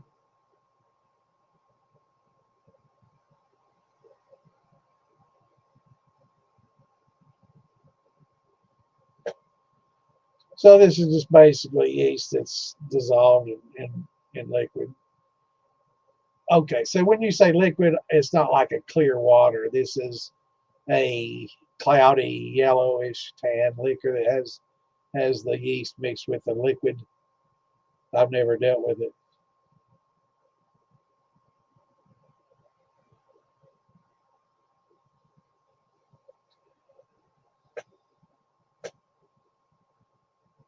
Yeah.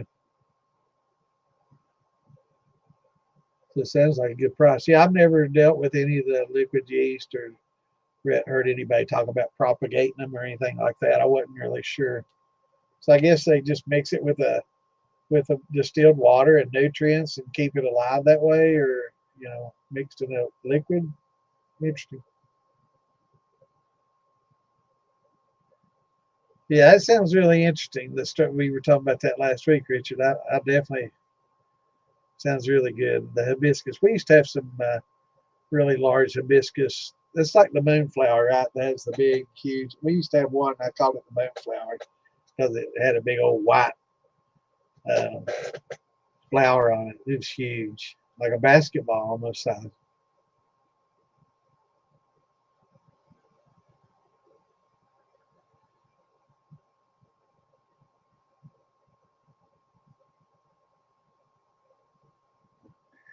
All right, let me see here.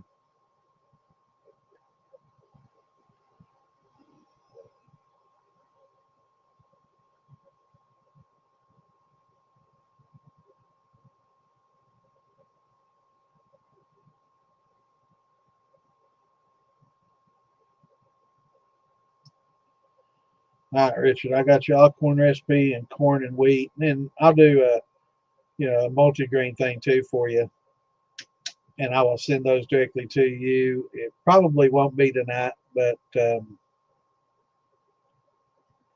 got some things going on this weekend and stuff, but I'll definitely get it to you, and I made a note, so I'll try to get it to you either tonight or tomorrow.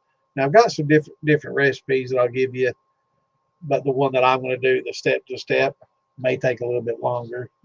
I may also give you, let me see what it's called. And for anybody that wants it, I'm pretty sure that I put this in the militia page as well as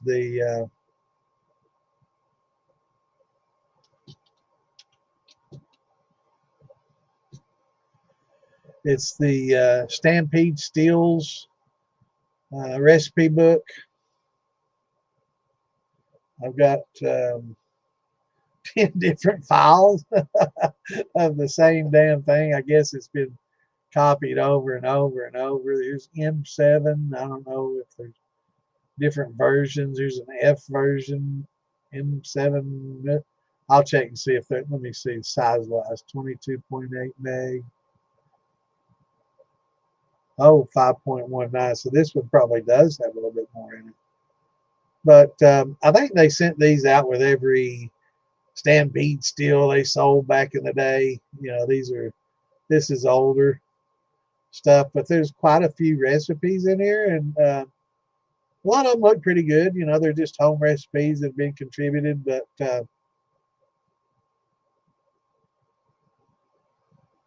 I can let me see if I've got those in the militia files here real quick.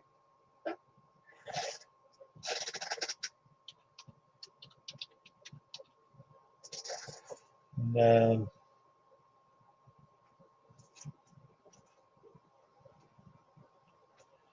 No, if you're in the DIY, let's see, they're pretty strict about them. Let's see, the militia files. So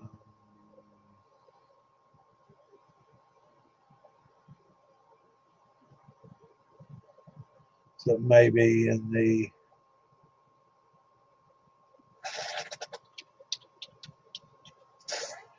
it's on the DIY. They may have taken it out of the militia page because it may have some kind of copyright.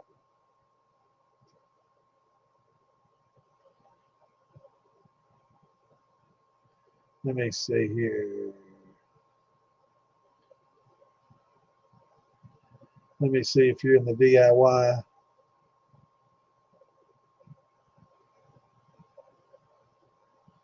Richard.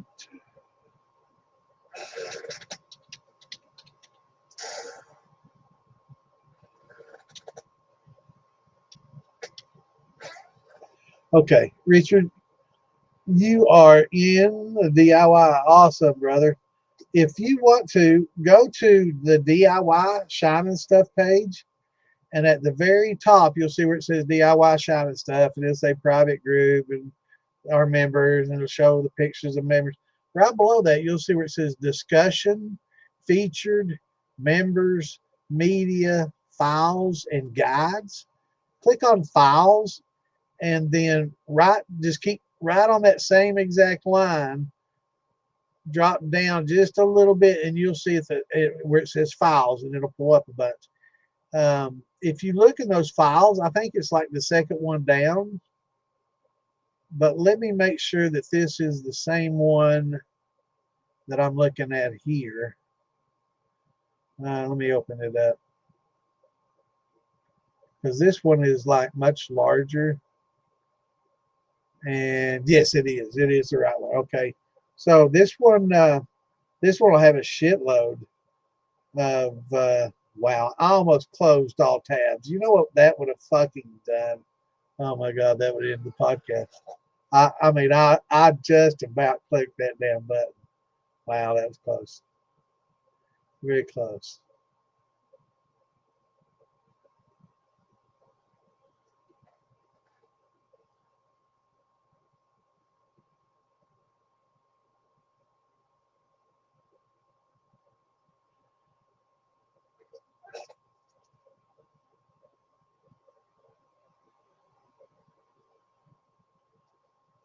Just say it.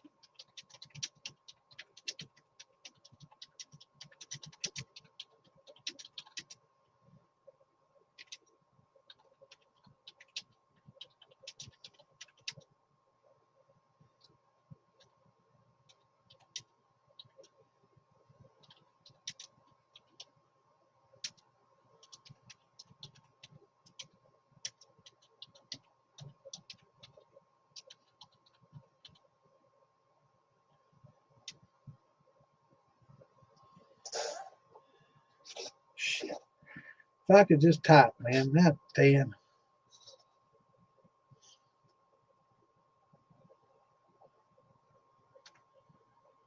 That ass fingers.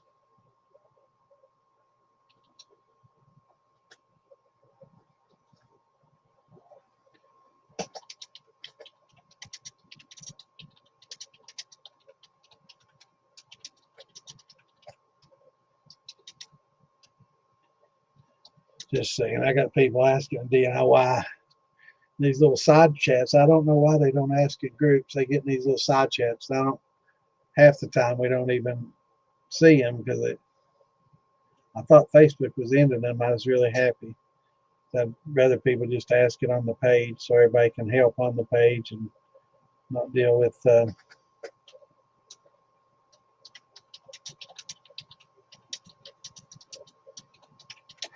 Oh, okay. So anyway, Richard, let me know if you can find those. What's up, G Lives? What's happening, brother? Liquid yeast looks like milk or a yeast starter bomb. Yeah, okay. So they basically just mix the yeast in a solution to help preserve it, maybe, I guess. That I can follow. I thought it was just like a clear fucking liquid and the yeast was somehow, something different. Okay. I'm an idiot. That explains things.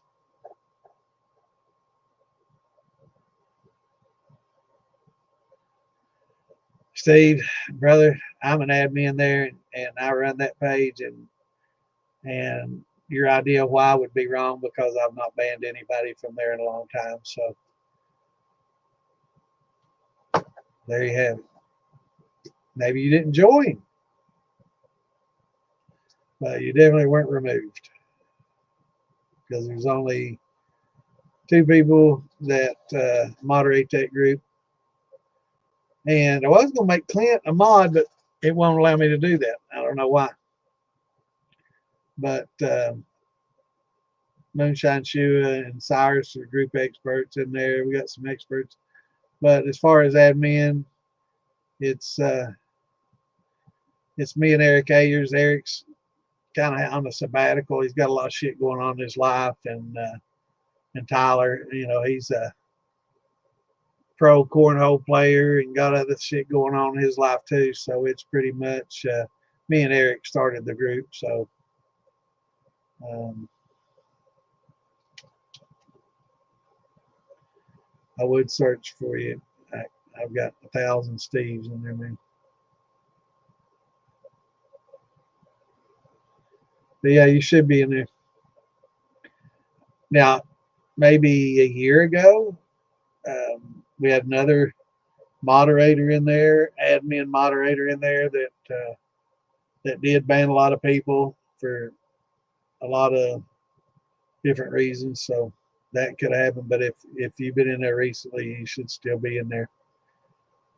Richard, are you seeing? Have you found it yet, brother? Let me know. If not, I'll send it to you in a Facebook message format.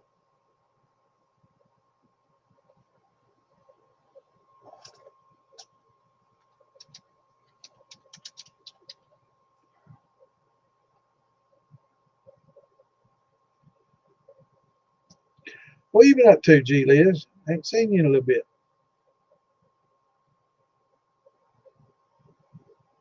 Right? Yeah. I just thought it was something different. I didn't. I understand East East, but I just thought it was somehow they've broken them down or some crazy shit. In my mind, I've never just. But that makes sense. It's kind of basically a yeast starter. I've just never used them. I don't even know if I've ever seen liquid yeast like that.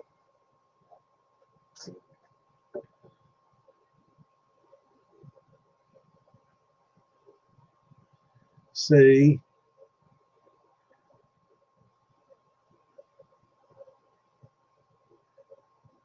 but Richard, I saw you're in the DIY. If you can find that, grab it. And in the meantime, I will look because there's some guys also asking about apple. What were you asking about? Oh, corn and corn with grain. There should be a lot of good grain ones in there. But I am going to make one, and I've got you written down here. So the one that just does everything step to step. I mean, I'm going to tell you how to do everything just like I was doing earlier. Keep put 20 gallons, boil it, pour out, 17, hold 3 back, and all that. I'm gonna do it word for word for word. I did that. We did an episode on here where we just basically started beginning to end with the equipment that you need and what you need to have together. And I probably should have just named that podcast something different and saved that video to refer back to so people could find it pretty easily because it was a pretty good episode. We did that for grain and we did it for brandy, but I think we can do it again, can't we, Clint? We can put something together again and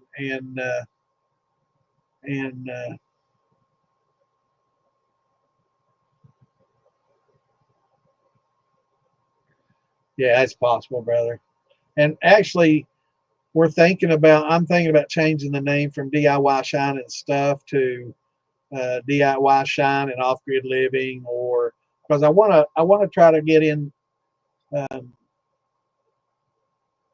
not necessarily in this discussion and not on this podcast certainly, but canning and preserving and also plants and making tinctures and medicinal things. I'm going to try to stay away from as much medicinal as I can because it really opens you up to some potential lawsuits when you start recommending people take some things instead of going to see a doctor. And I don't want to do that, but we're gonna go over things and we're gonna pretty much portray them as things that this is what happens when the shit hits the fan. If and when the shit hits the fan, to if you don't have a doctor to go to or you don't have any ways of going to a pharmacy or getting medicine that you need, there is the old holistic way. Um, I can post a link for you fellers.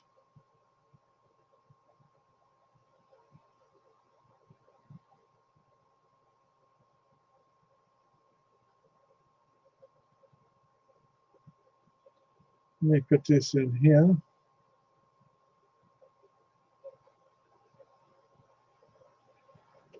Yeah, that's the DIY Shine and Stuff page. Got a lot of members in there. Its activity varies. I think most of the people in there just read and listen and watch. And I'm going to try to focus on adding more to the file section there and in the militia page for those people, because a lot of people are afraid to, they're not afraid to join the group because there's no harm in that. But when you start asking pointed questions, they don't want to implicate themselves. They worry about the legality of it, as, some people, should, especially if people live in South Carolina and areas where they're pretty crazy strict on some of this stuff, right? So, or is it North Carolina? I can't remember.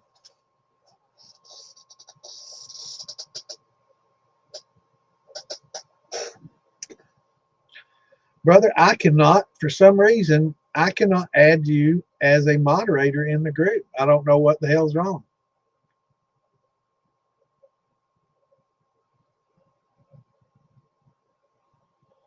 May end up just, I think, let me pull it up again. I may have to get,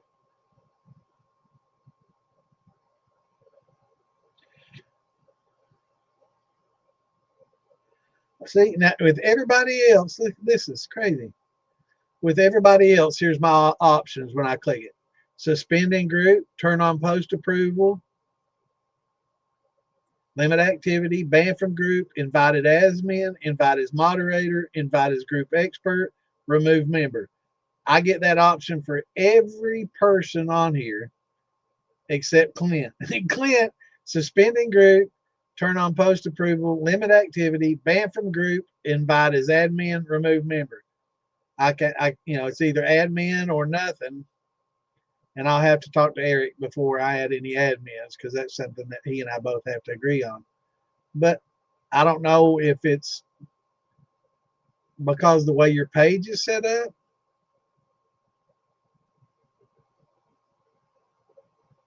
I don't know.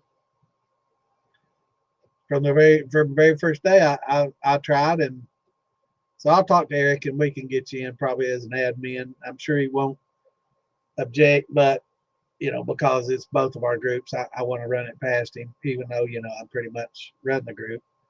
I owe him that.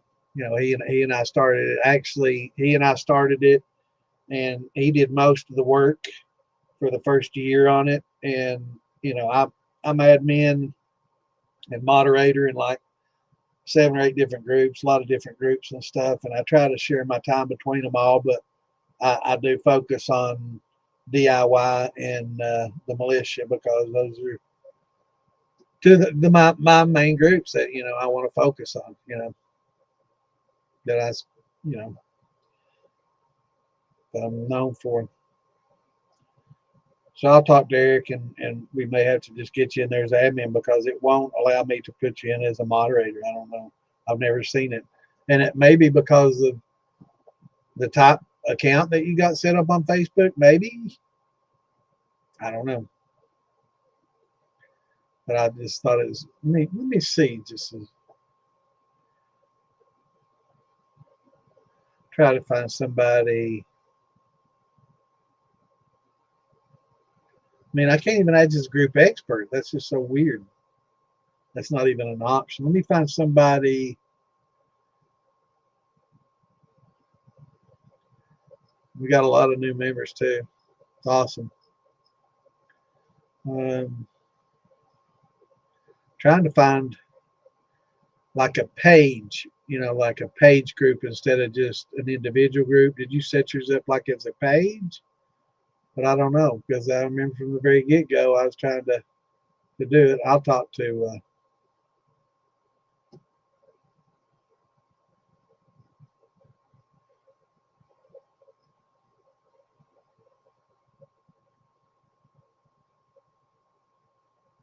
no, this is a separate page. This is a DIY shining stuff page. It's a page that Eric and I set up. It may predate the militia page. If not, it was right about the same exact time. Does it tell us how long? Let me look and see. Here we go.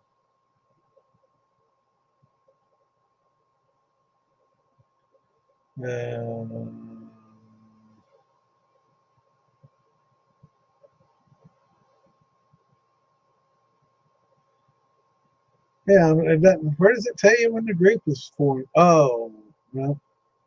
Oh, so the community chats I was talking about, they're going away on October 5th.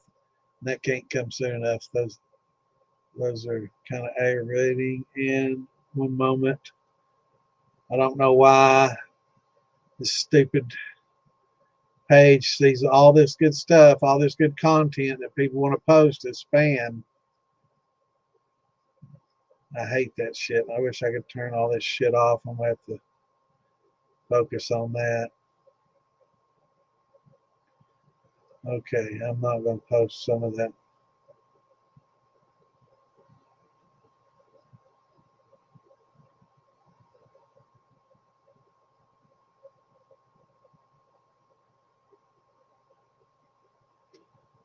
Yeah, some of that doesn't have anything to do with moonshine, so there you go. Anyway,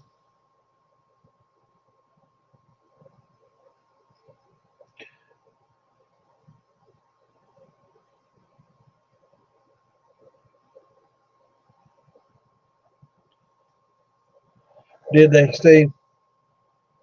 Well, I know that Cyrus does an off-grid kind of moonshine page, and I hope it wasn't that page because he's. I haven't met him in person yet, but I've watched a lot of his stuff. He's a great guy, very knowledgeable. And I hope it wasn't them. Still in the clear.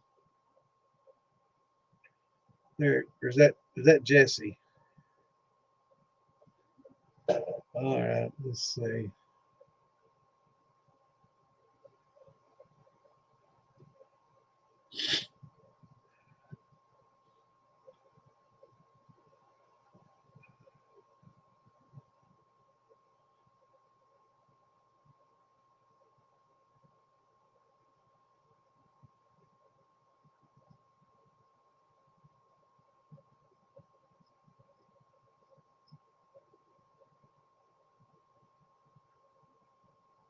Yeah, still in the clear. That's Cyrus. I guess Jesse still it. That's right. Still in the clear. Cyrus, great guy, and I see that. Let me see. Yeah, that group's still there. So good. Yeah, I like that off grid stuff, man. I'm into that, and the DIY shine and stuff. The stuff was basically just going to be all the equipment and all that kind of stuff, but Eric named it, and I was kind of whatever.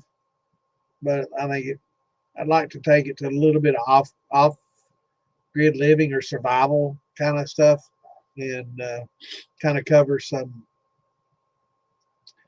putting food up, preserving foods and things, and also something interesting. A lot of people don't can or do a lot of this is when you're preserving, you have to lower your acidity, right, to keep things fresh and from bacteria buildup. So that's another reason why we lower the pH in our mashes to 5.2, 5.3 range, is to help inhibit the growth of bacteria because they don't like that acidic. So when you can, it's just like fermenting. A lot of people ferment a lot of foods, not for alcohol, but to eat. There's a lot of good fermented foods. So I'd like to get into, fermenting foods. Probably going to try to convince Lisa to come over and help out and do some, maybe post some stuff of tinctures and plant stuff. She's very knowledgeable in the plant stuff. Anybody else out there that's very knowledgeable in plants and tinctures are welcome to also come in, post, and start getting more active in there with that, because I think it's something that's important. I think it's along with distilling, canning, it's kind of all becoming lost arts, right? And foraging for food, edible plants, A lot of these things are very important to us older people, and I think it may at one point in time become a pretty important thing for the younger generation to start thinking about and referring to, especially if times get tough. And we ain't the best of times right now. There's a lot of division, and everybody.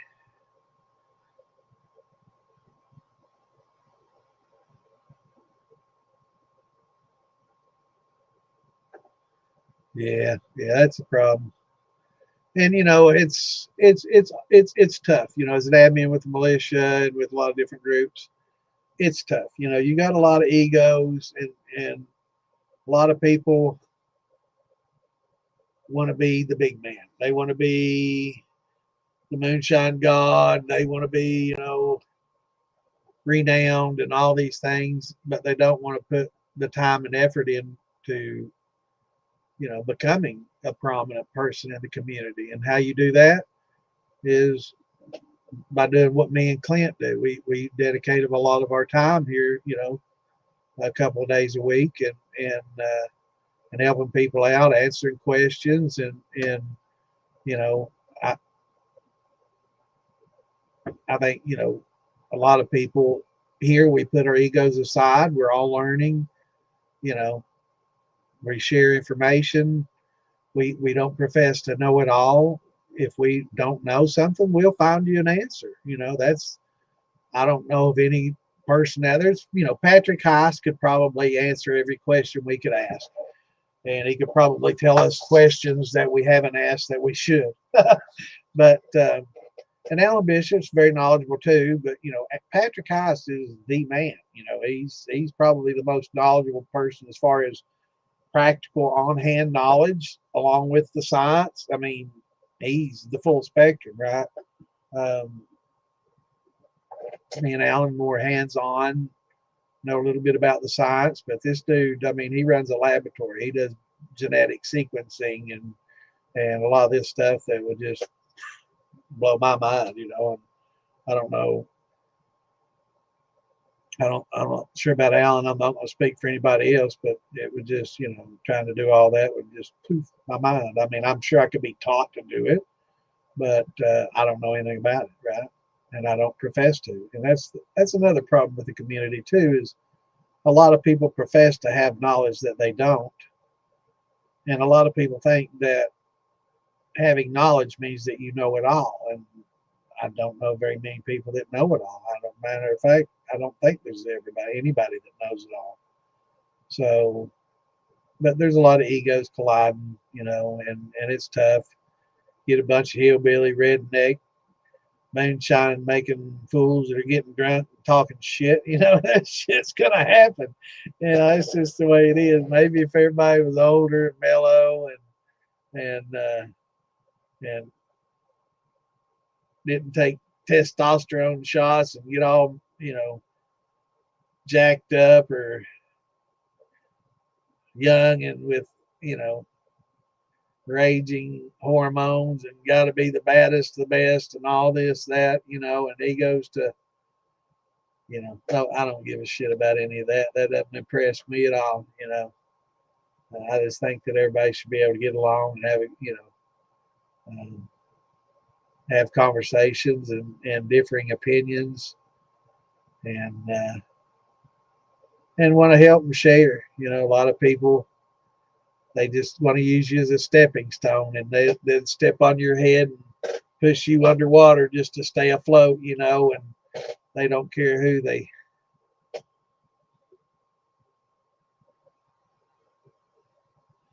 Yeah, I'll talk to him, brother. We'll get you in there, even if it's admin.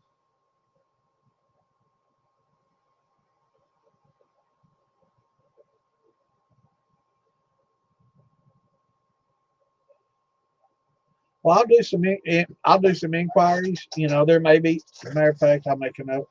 But it doesn't matter. We'll get you as admin. I just can't do it without Eric's approval because it's our group, and I'm not. Even though I'm running it right now, it's still our group, and I ain't like that. I'm not a control freak, but we will definitely I'd like to be able to add you as a moderator and a group expert, and I can't add you as either. So and I couldn't even add you as group expert, even add you as a admin. So I don't know what the hell's wrong with the damn page. But I'll ask Eric and see if his options are different, because he's the actual one that put the page together. So maybe it has to come from him. So maybe he has that option. I'll get up with him. It'll take a week or two, because let me make a note.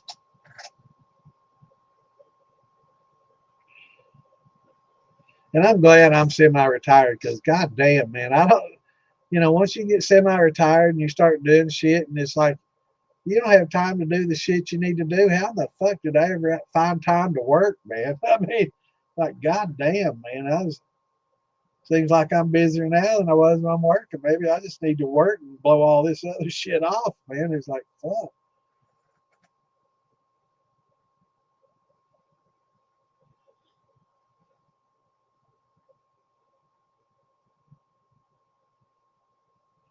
So yeah, we'll talk to her. We'll get it hooked up. I don't do that. No, we'll see. And if it boils down to it, I mean, we'll get you in one way or the other. But I would like to add you as an expert, group expert. Either way, whether we add you as admin or not, I'd like to be able to add you as a group expert, and I don't have that option. But you would definitely be one of the group experts, and I would want to present you as such.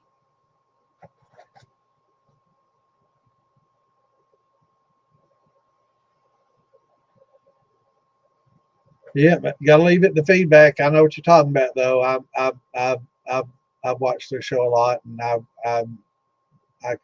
understand.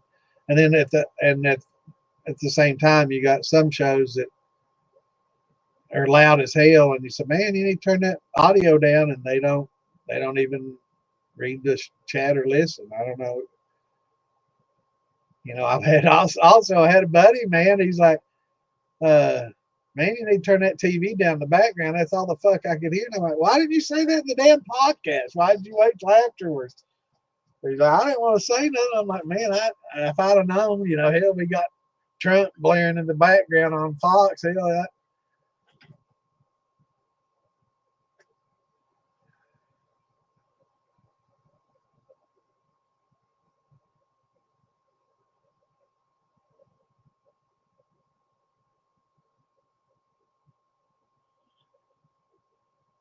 yeah, I get a lot too, Clint.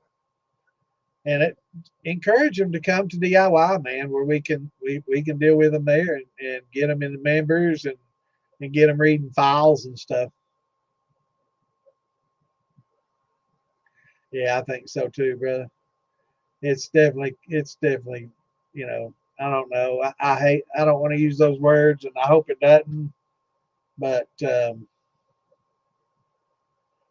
no, I can't get on politics. This for another show. I think Fridays we're gonna do a show where we can talk more freely about politics on Fridays. I think kind of coming up, and let's try. I'm gonna try to keep educational and all that separate, because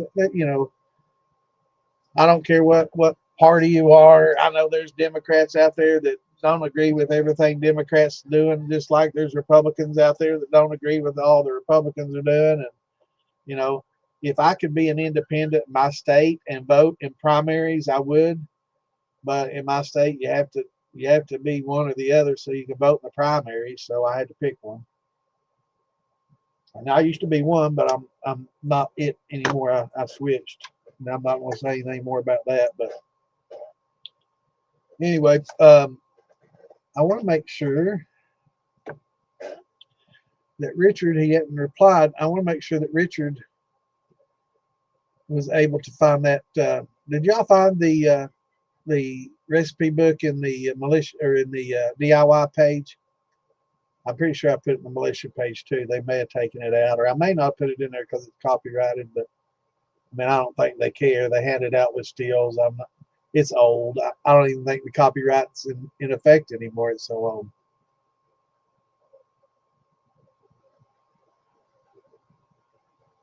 Exactly. And and there's a lot of haters. It's all you do is just Google the answers. No, I know quite a bit of the answers. Sometimes I'll Google it so I'll be able to elaborate on what I know, and maybe I'll see something, on Google that I wasn't thinking about. I know you helped me out a lot with that. Uh, things that I failed to even think about. Good points, and so we definitely compliment each other on that, and love having you here, man. It's definitely helps me out a whole lot, especially when I get long-winded trying to help somebody else out. You dealing with all these individual questions as they come and answer them. That's invaluable to me, man. I can't tell you how much I appreciate your help, man. And Scott, he'll jump on here once in a while, help a little bit.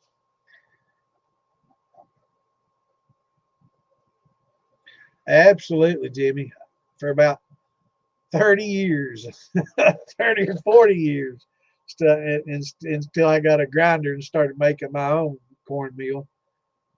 Hell yeah, man. I used to use cornmeal and sugar. I never did any converting and all that. I just used what's called a thin mash, and it made decent liquor. It was hot, but had an okay corn flavor. And hell, you 20, 30 years old, and this was back in the 70s and 80s and early 90s, and I made shitloads of cornmeal mash, using sugar and cornmeal. Um, decent shine, and in fact, I'd say a large majority of what was made in Eastern Kentucky and Appalachia over the years has been cornmeal and sugar, without a lot of converting and a lot of that stuff. A lot of thin mash going on. It was the easiest. If you see these big old bags of sugar and big old bags of corn, I don't see any jars of amylase or any bags of barley or malt laying around or anything like that. So, that was pretty much the standard for making moonshine back in the days, is just cook the corn up, add the sugar. You get that corn flavor, you get that sugar to help make the moonshine. And you know, I'd say a good probably 70% of shine or more was probably made that way without a lot of conversions and malts and things of that nature. Not saying that they didn't. It's just that most Appalachian shiners that were backwoods shiners that weren't big, huge. I'm not talking about the guys that had 40 or 50 submarine pots that had, now they may have done conversions and done a lot of that. The big producers and some of the big city producers, they may have had access to malt houses and things of that nature. But, in a lot of Appalachia, there wasn't a lot of access to malt houses, and it was expensive. So I would say the majority of if anything was malted, they'd malt the corn and just do a malted corn without any or little sugar. Um, but I would say probably the majority of it was the thin mash shine, what they call thin mash, and it's just cornmeal, sugar, and water and yeast. Use bread yeast, and you can probably it. You can tell it. Oh, I know, not at all.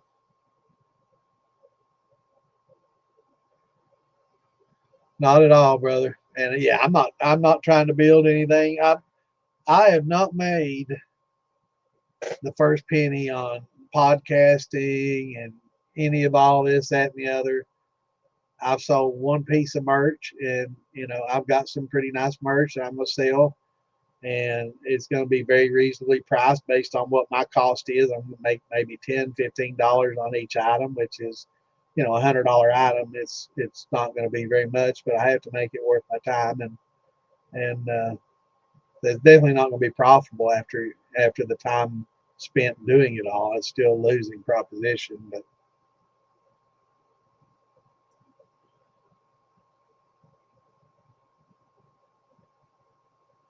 yeah, I guess that's the case, brother. Yeah, I'm getting slow and my mind drifts off. I get busy doing something, next thing you know, I'll forget it and I'll wander off and do something else. And like, what was I? Oh, I was going to do this. And so I just wander from half completed chore to the next half completed chore, and eventually one of them gets completed.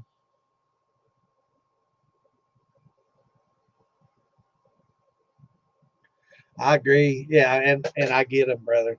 And I can imagine you too all day long. I can show you a phone. I mean, and in the early mornings, because I am a night owl, and a lot of people know I'm up late, and I game a lot late night, and I'm up late, and that's pretty well known. I'm a night owl, so sometimes I'll say, well, I'm tired. I'll go to bed here at midnight.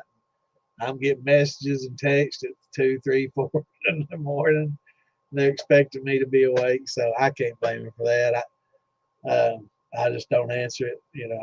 I'll get it in the morning. Sorry, but actually, I'm gonna, instead of shirt, I've got to get the artwork. The situation I've got is I've got the 3-piece. Y'all seen those, and I'm doing a T-shirt that's got the artwork of the 3-piece, but it's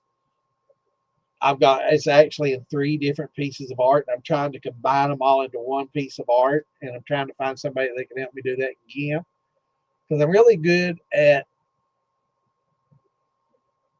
photo editing on GIMP. I can take any picture and I can put somebody else's face in there, or I can take out certain things and color it in, and you never know it was there. I'm really good at painting with pixels and things like that, but I'm new at it, and it's not real user friendly. So I've got to find somebody. And again, I'm moving at old Santa pace. So but I do have some bomber jackets that'll probably be.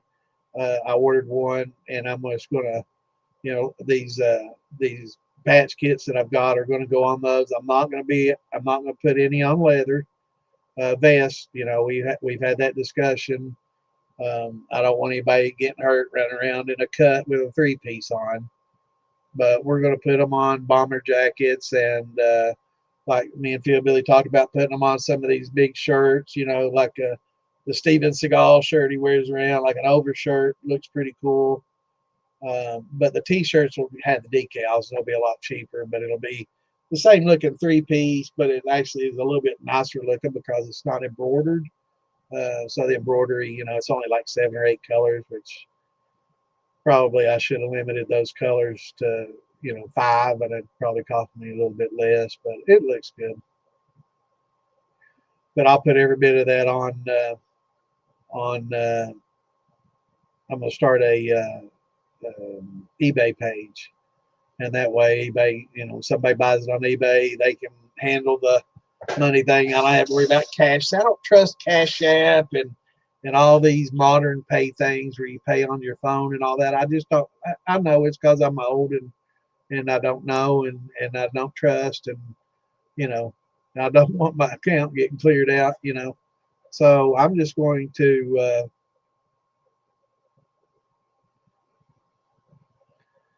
well, you gonna make a voodoo doll of me, man? You gonna make a voodoo doll? You gonna make a little Santa doll? It's funny, brother. Are you gonna do the 23andMe and see if we can brothers?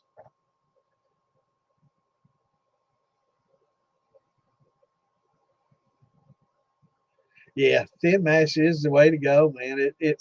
It's better than sugar shine. It again, yeah, inverting your sugars or using dextrose instead of sugar works real well. But yeah, it's the best to make, and it's not bad. I mean, I drank that shit for many years. But I don't know, brother. Come to my fans only page. I'll show you a little more hair. But yeah, I think I'm afraid I'm gonna get voodoo dolls made of me, man. So I don't know. But I appreciate your laugh, man. That's funny. See, now that's the kind of stuff I like. The humor I like. And I've seen some funny shit. Remember the girl come on at, I call her ass eating Edith. Edith was her name, Edith. I guess that's why she named it. But she always talked about eating ass and shit. And it was funny. People that come in and say just off the wall crazy shit like that, we'll laugh and scroll on. But trolls will just have to delete and move on.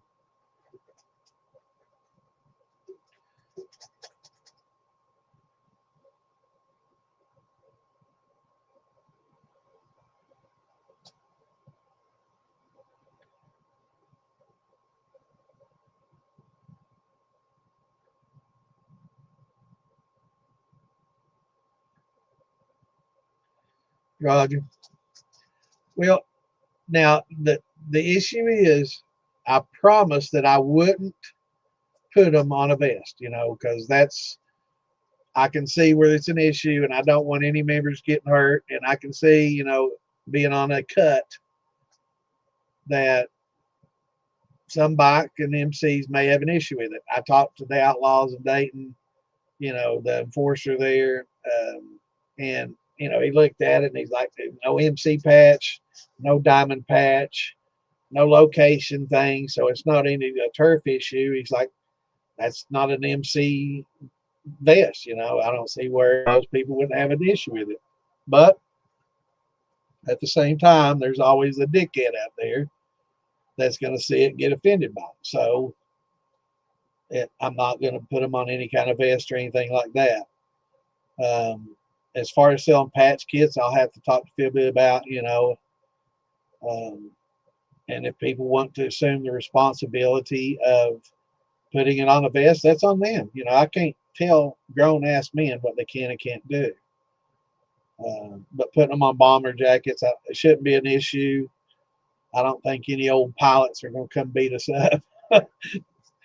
Force us, take it off my bomber jacket, But I do, I don't want to make light of it. I do see, I didn't really think about how MCs would react to a leather vest, and I can understand how some might, and I don't want anybody getting hurt wearing it. But at the same time, we're all grown ass men. If you want to assume responsibility and buy a t-shirt and just rip it off the t-shirt and sew it onto a vest, I mean, that's on you. I can't prevent people from doing those kind of things.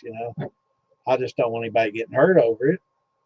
And I think if somebody were to come up and say, hey, tell you wearing that 3 patch in my turf, I'm like, well, we're the militia, man. We're not an MC. We got a lot of MC members in our militia, and they don't wear it because they can't. You can't wear somebody, another vest for another group like that. But uh, you know, some may have issue with it, some may not, and you know, that's again, that's personal issue. You don't buy one.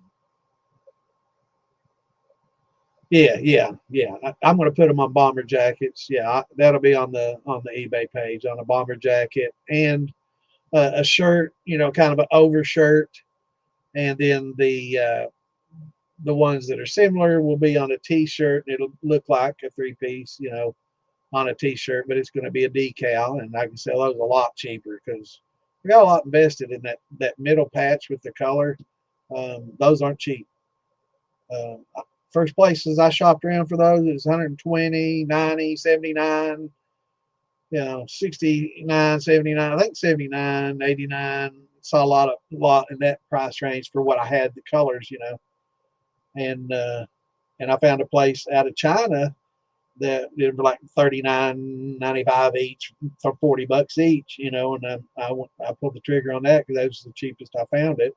Took a month, a month and a half to get in, but that was a pretty large investment, for me. So, I just can't, I got a bunch of vests too that I can't return. It's past the return date, and decent little vests. They're cheap vests, but I can't put the two together, and I'm not going to, not going to put them together, and I'm not going to sell them together and let somebody else just put it on there. That wouldn't be right either.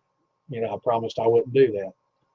So if somebody wants to buy a shirt and wants to go out there and buy a vest or a jacket or whatever and tear those off and put it on a vest, that's on them. I can't control people like that.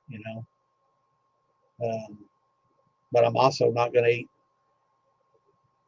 $2,000 or $3,000 worth of patches because somebody's offended. I just can't eat that. So, but we'll get it all worked out. And, Phil and I've talked about it. The bomber jacket's going to be cool. And putting them on the big shirts will be cool. And then we'll have the t-shirts as well. If there's a specific jacket that you would like, if you want to order it off of Amazon or Target or wherever you order your clothes, Macy's, whatever, if you want to send it to me and save some money on that, I'll just charge you for the patches, or I can just send you the patches. I'll just send the patch kit, and you can iron them on and do it that way, or you can take it by seamstress and have them, professionally sewn on. I can't afford to do that, but so they're going to be ironed on to the bomber jackets, and they'll be pretty cool. I mean, they're going to be an inexpensive bomber jacket. I'm trying to keep costs low. So I got $40. This is my cost. I got $40 into the big patch. The rockers are like $15, I think, maybe. Well, plus tax and shit. But they're the 12-inch. They're a little bit more than the 10s. And you can get those anywhere. Everybody's having those made these days. But for the militia, it's going to have to come from us. But so that's 55, $60, basically $60 invested in the patches. So, maybe 70, $75 for the kit with shipping and everything. That's making about $8 maybe on it. But there's also some bomber jackets out there in the $35 price range on Amazon that are okay. They seem to be decent results. And so I'm going to get some of those and iron them on, put them on the eBay page and let people, look at it, and then they can order it through eBay, and then I'll just directly order it from Amazon. It should be here in 2 days. I think they go up to 3X. They'll be pretty nice, lightweight jackets to wear, and they'll look pretty cool. And the prices, again, probably be right at 100. I'm not trying to make money on the jacket or any of all that, so it'd be maybe $100, $110, but 70 to 75 for the patch kit, and whatever the cost of the jacket is, you can just add that to that cost, and that'll put me at making about $10, $8 to $10 a piece on everything, and that's, after shipping, I'll probably lose money. So I can't lose. So whatever it is, I'm not at it trying to make money. My whole big thing was I wanted everybody to have these cool ass vests, and it was going to be awesome, and really didn't give a lot of thought to how other MCs would take it and stuff. So I just don't want anybody getting hurt over a stupid vest, and so I'm just going to put them on the jackets and shirts, and then do the t-shirts, and we'll just go that route.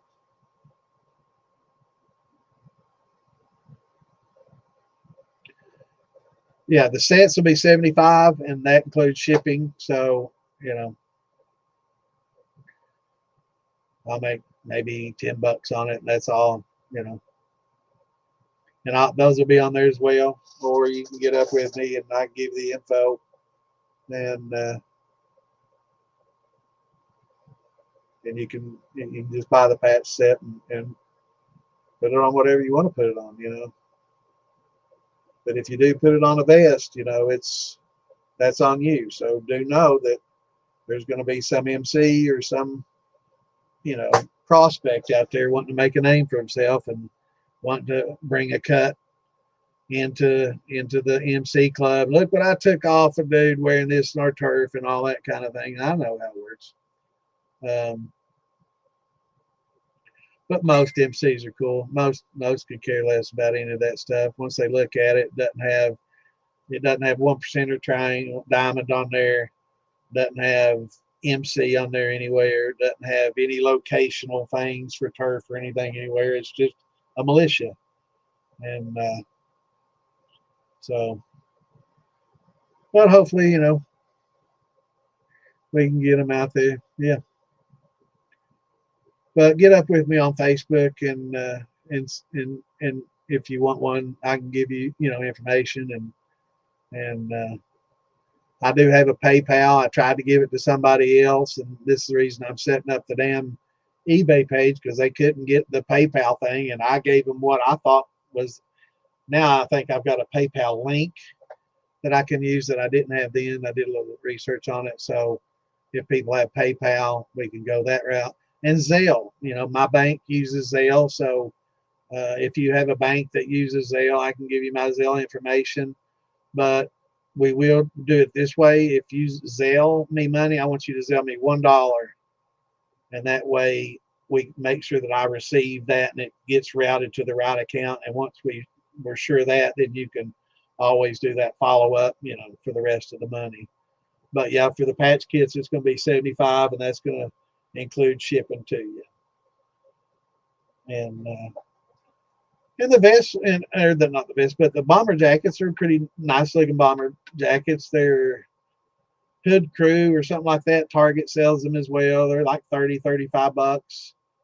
Be 110 or something like that for that. But if you have a lot of people have their own jackets and hoodies, putting it on hoodies. Some Tammy, I don't see Tammy didn't tune in tonight. I hadn't seen her on here yet tonight, but our gal from Lancaster that always tunes in. I hope she's okay tonight. She didn't tune in. I hope she's with family or something, having a good time. But yeah, just get up with me, and I can get you the kit out and go that route. But I'm going to try to do the bomber jackets, and I ordered it on Amazon. It should have been here today, maybe tomorrow, and so I'll see how well those look, and take some pictures of it, of course, to put on the eBay page. And so I'll sell the patch kits and the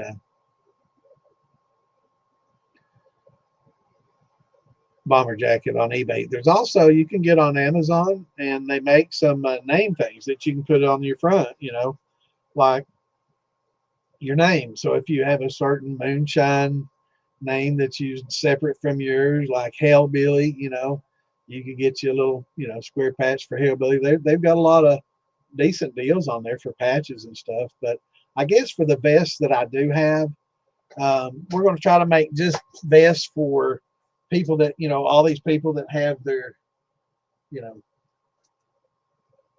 pull some of these out, stickers, different stickers and stuff, like Morgan's and ours, and lots of different stickers. There's Tom's Crummy Shine, lots of different stickers that you want to, we can have a sticker vest.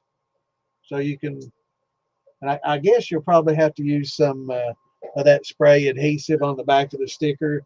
Like, what's that spray stuff they put on headliners? It's like sticky stick from hell, and it don't come out. Spray the back of the sticker and put it on your vest so it'll stay.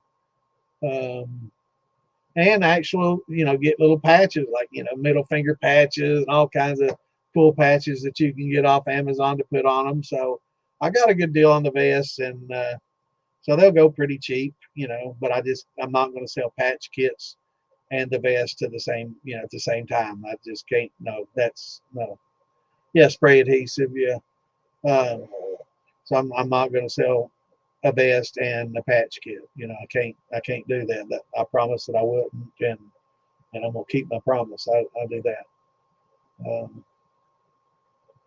But anyway, that's in time. I'll have more on that before Christmas. I definitely want to have all the t-shirts and everything and all this set up, and by November, mid-October, early November, so people can start thinking about buying Christmas presents for hubbies and boys and girlfriends and all that. Also, I will say Damon and Tom have some some new t-shirts out for the ladies. All the t-shirts in the past have been, pretty much geared towards the guys, and now we've got some for the ladies. Also, Shonda has some, I guess like a bomber gal, I don't know, like the old pinup gal t-shirts as well, and those look really nice. And some in pink for some of the ladies, because everything we've sold up to this point's been in black. So check out some of the new stuff they've got coming out. They've got, I think, some new different things coming out. We're going to try to mix it up a little bit and have, a variety of stuff, and not everything just the same old. And but yeah, for some of the gals, there's some nice, can't remember some of the wording, something about the sisters and stuff. So more things to think about. I know the one Shonda's doing is going to be, it's for a charity. So all the proceeds will go to proceeds or profit, I guess. I don't know if will go to charity. I think it's not the children. It's not St. Jude's. Maybe the Children's Burn. It's one of those. It's a really good cause, and it's can't remember which one it is. It's not St. Jude's, and I'm not sure if it's for the Ronald McDonald House or for the children burn victims. I know they've got a lot of that going on up there in Cincinnati. They actually have a place there, the Shriner Hospital for children burn victims, but I can't remember exactly what it was. I'll have to look at Shonda's page and find it. But she's a great gal and really good person. Her and Andrew both great people, and they'll have. And if you're into the edibles kind of thing and the vaping real vapes, they can help you out with a lot of that stuff too. It's legal there in Ohio recreationally, and she has pretty good. She does quite a bit of baking. She's a busy gal. She's a busy gal, and she's been getting on some podcasts lately too. I've been seeing her on some of these podcasts that I watch. So yeah, great people and a great cause. I can't remember. I think it might be Ronald McDonald House. I could be wrong. But it's for children, and a good cause. So we definitely want to promote that. These are iron-on, but you can also sell them. Yeah, this is you can get the embroidery patches on eBay and Amazon. There's shitloads of them. I'm going to probably put some on the vest. I may put some of those old Odin type, Nordic patches. They've got some big 10. Now those big patches are 2-color, and you can buy those for like 15, 20 bucks, but they're black and white, but you start adding colors to them, man, the price goes up really quick. Really quick. What's going on, Matt? Good to see you, brother. All right. I skipped a question here. I missed it. Bourbon Tribe. Got 7 gallons of muscadine wash to run in the morning. Picked it up from the wine. Awesome. That is awesome. Pretty excited about it. I've never been able to run anything that I picked myself. That's great, man. Let us know how it turns out. And put a bottle or two of that aside.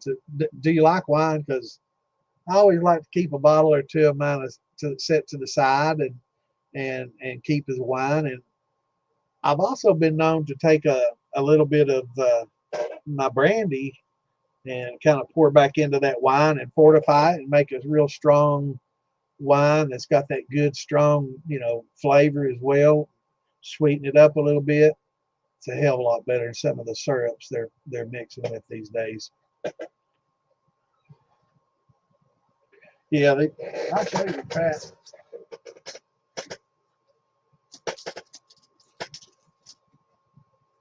Oh, let's see if I can pull this out. Here it is. Everything is down.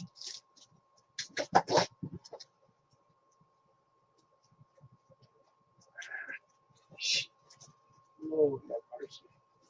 Everything's a house of cards here, man. But there's the actual, that's the embroidered patch. And you can see it's got like a gray, a dark gray, a black, a white, a red for the cigar, the tan for the cigar, the yellow for the corn, the green for the corn. I don't even count. And then the white for the jar, it's a different color. So, there's I don't know. I think it's 7 or 8 colors. Let's see. Yeah, the jar gray and the pistol gray, that's 1, 2, and the white. Okay, 1, 2, 3, 4, 5, 7 colors. No, 8, because the scarf has 2 different shades of gray. 2 shades of gray. So that's 1, 2, 3, 4, 5, 6, 8 colors. There's 8 fucking colors on it. That's why it costs $40. Come on, man. But they're nice. Wait till you see them, man. They're beautiful patchwork. It's beautiful. They did a really good job. Pirate Crawl, and Destin, and Dolphin. Awesome, Clint. In fact, let me all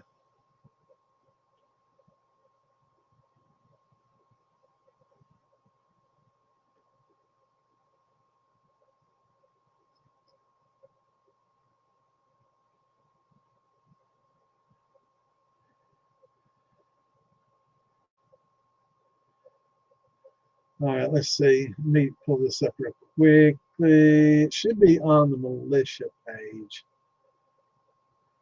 And somehow I got off that page. Damn it.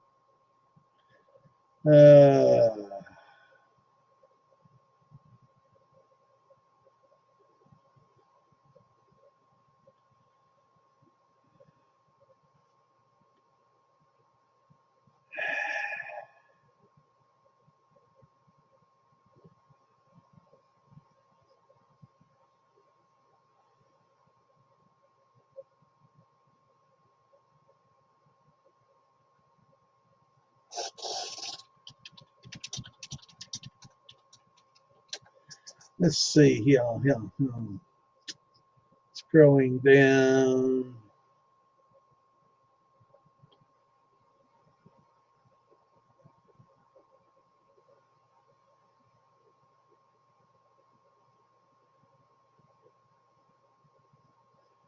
Damn it, where is that? I guess we're going to start pinning certain things. It's weird how things drop. I could do a podcast and post the video, and in 10 minutes it'll be like down the page past stuff that was put on there yesterday. I don't know how that happens.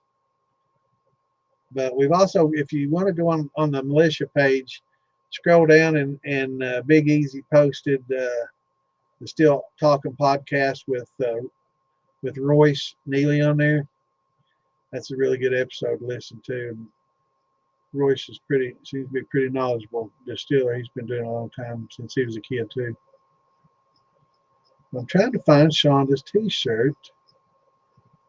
I guess it's going to have to be posted again so we can keep it kind of bumped up to the top. Here we go. Yeah, proceeds going to Ronald McDonald House, and that's, I think they handle burn victims, if I'm not mistaken, up there in Ohio. I know the Shriners Hospital, they got that up there as well. Ronald McDonald House might not be the same, but damn good cause, and some pretty cool looking t-shirt. I guess that's shined on there. So let me see if I can get a screenshot of that and share it with y'all.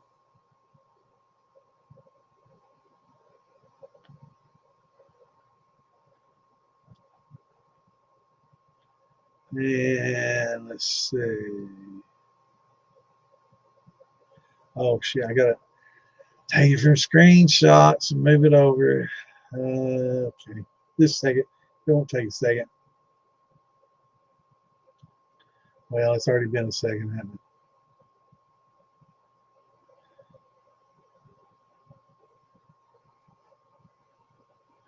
But I think I got it now.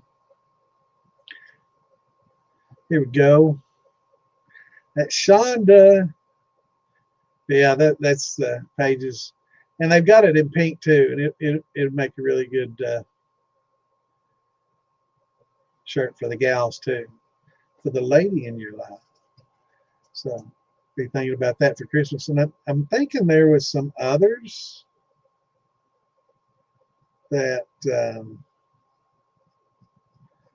maybe Damon. Oh yeah, here we go. Damon's got these. Yeah, that's what. Okay, let me screenshot these.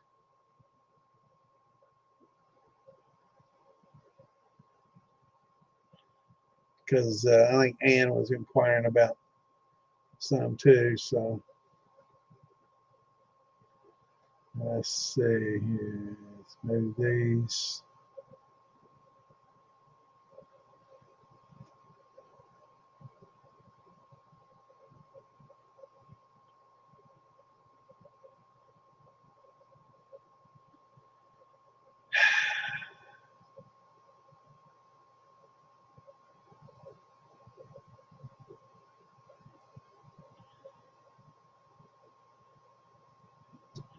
All right, yeah, that's one Shonda has, and then well,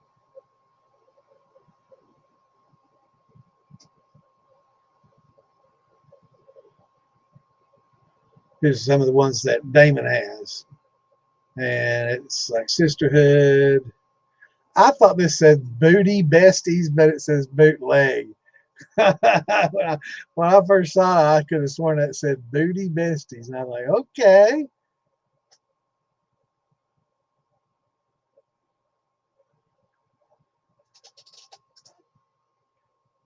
I thought there were some more shirts that for the ladies. So something to think about. Christmas coming up, so we'll have quite a bit of merch. I don't know.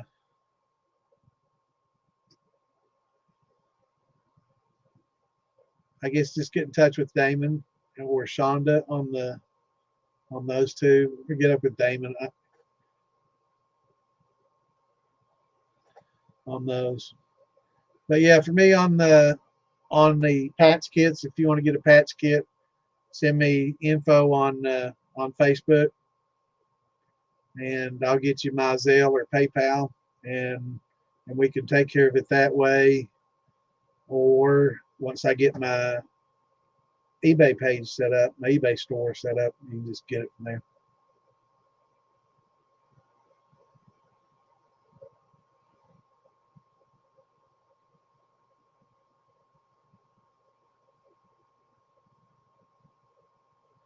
Awesome. Yeah, Steve, if y'all haven't seen some of Steve's artwork, man, he's got one of these laser engraving machines. He's got a lot of interesting artwork, and he can hook you up if you like mirrors and stuff, and you have a business or a bar or something like that, and you want to have a mirror made or something like that. I don't know if he set up just to do one-offs. I'm sure he could for the right price, but I've seen his work. He does some really nice stuff, and I'm sure his laser engraving is not just on glass, but what all can you do with it, Steve? Can you do metal and wood and I guess everything?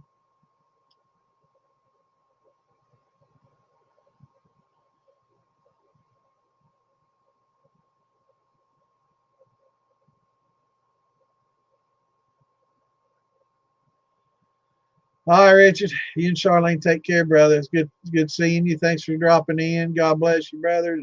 Say a prayer for our old buddy Tom Purnell tonight. We're gonna miss him. Have a good one, brother.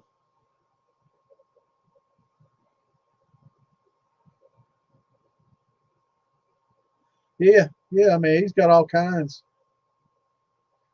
Do you have an eBay store set up, Steve? If not, you should probably do that, man, because I know it's hard to go to all these festivals and pack glass, like a lot of these mirrors and just glass pieces, and I'm sure but I've seen your stuff, man. I mean, you could sell the shit out of that at festivals if the price was right. You gotta kind of price it to the demographic. But yeah, we still going strong, bro.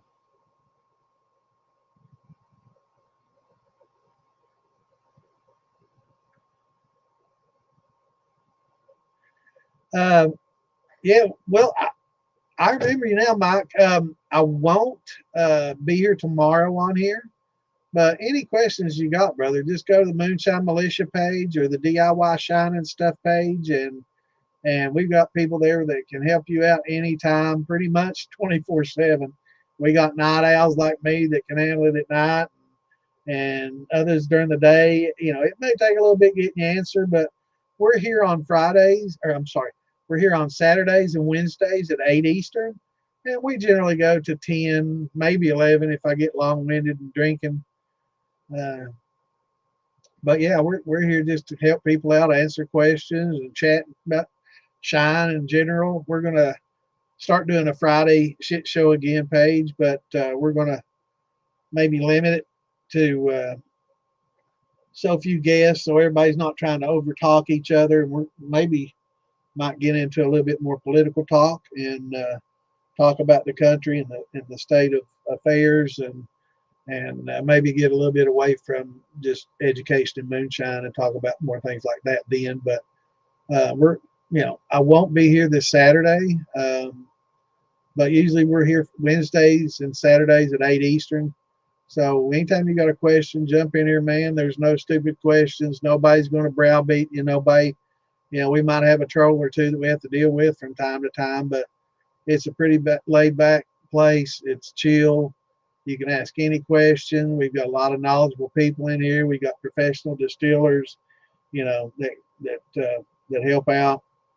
You know, Clint's been at it for 40 plus years. I've been at it for 40 plus years. You know, Scott's got a lot of years under his belt. So three of us combined is over a century of experience. So if we can't answer it, we'll find an answer for you and a right answer. We won't just bullshit you like what you get in a lot of other places.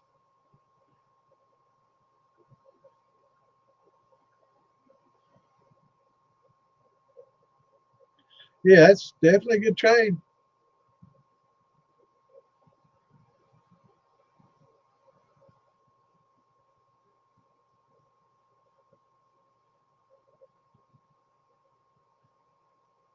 Yeah, or window liquors. Yeah, there you go.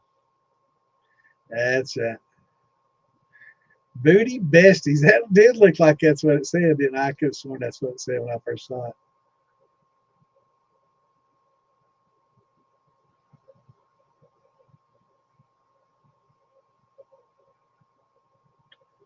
Oh no.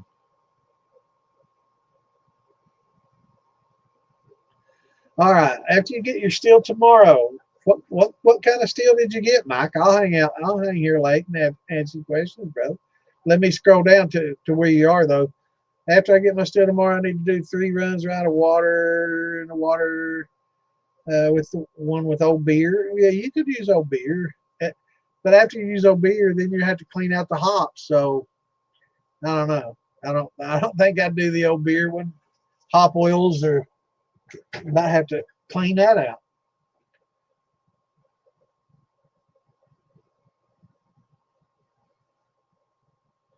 The wine would be fine. The old beer, I might be a little.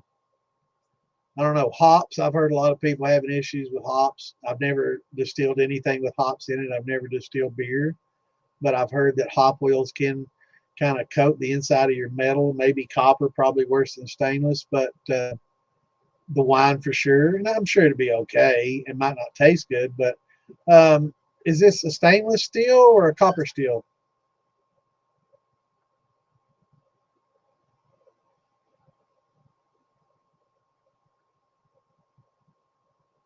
Oh, I thought CO2 lasers won't work on metal. I don't know that much. Well, you know, if you do an eBay store, you just put all your shit on there and advertise it in different Facebook groups and different, you know, media, you know, X and everywhere else, and just sneak in a little ad on a post, you know, here and there, and kind of steer people to your eBay store, you know. And it doesn't cost anything.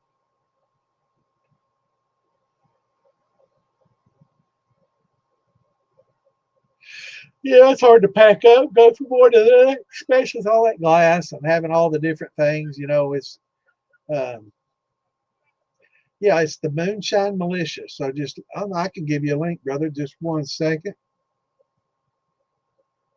Here we go. You can follow this link right here, Mike, and it'll take you to the Moonshine Militia page. And but while we've got you, you're my captive audience right now. So um, the apartment steel. Now, is this the air steel or just the small? Oh, you're talking about, oh, Philbillies.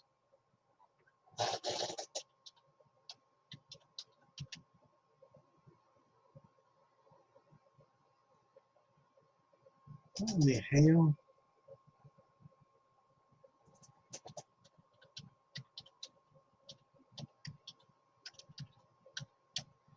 If I could just type with this shit. Let me see which one you're talking about. The electric apartment steel, keg steel.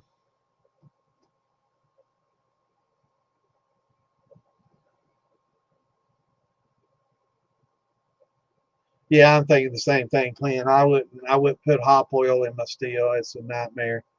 Um, so it is okay, cool. Yeah.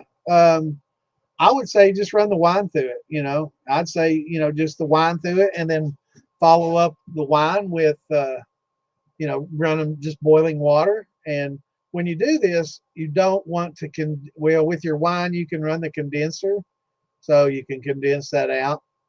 But with your water, you know, just let it steam. Take it outside or put it, you know, in a garage or anywhere, and or you can just vent it out the window if you want to. But you know, a lot of steam builds up in the house. You don't want a lot of moisture in your house unless you need to add moisture in your house, in which case, damn good way to do it. But yeah, just crank that bad boy up and run your wine through there. Uh, offend me for what, brother? I didn't say anything.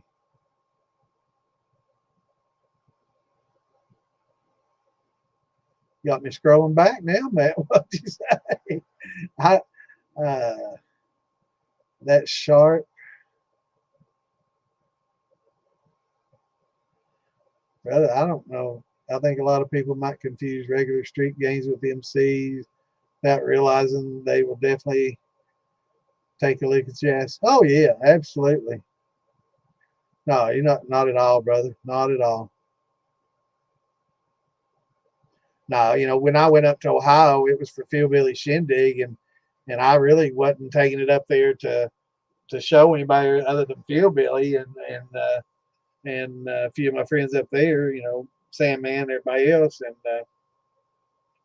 so I was just showing all my friends up there, and this bar that we're having it at just happened to be a hangout for um, Babylons, and so they came by and cruised by, and you know they kind of take care of things around there, make sure things are on the up and up. And they came by and visited with us, talked to us. They all cool as fuck. I mean, I used to hang out with a lot of MCs growing up. I did a lot of partying with them growing up. I understand how they work. Yeah, we just sat and chat, had a good time, and they was checking everything out. And I thought, well, this is the perfect time to ask, you know. And Tom, you know, was going to talk to somebody too, and I figured it's as good a time as any to ask. And they kind of looked at it, and you know, I mean, he's an enforcer, so he's third man down, you know, sergeant at arms. So he looked at it, and he's like, he's cool as fuck. They were all chill as fuck, you know, cool dudes. And he's like, I don't see the MC, I don't see the 1% diamond or triangle or diamond patch on there. I don't see any locational things. So, you know, it is a 3-piece. You know, one of the other dudes like, well, it is a 3-piece. He's like, yeah, you know, but I just, you know, for us, we wouldn't have a problem with it, but you know, other people might, you know, other people might see that, you know, on a vest and, you know, want to be a dick about it. which, you know,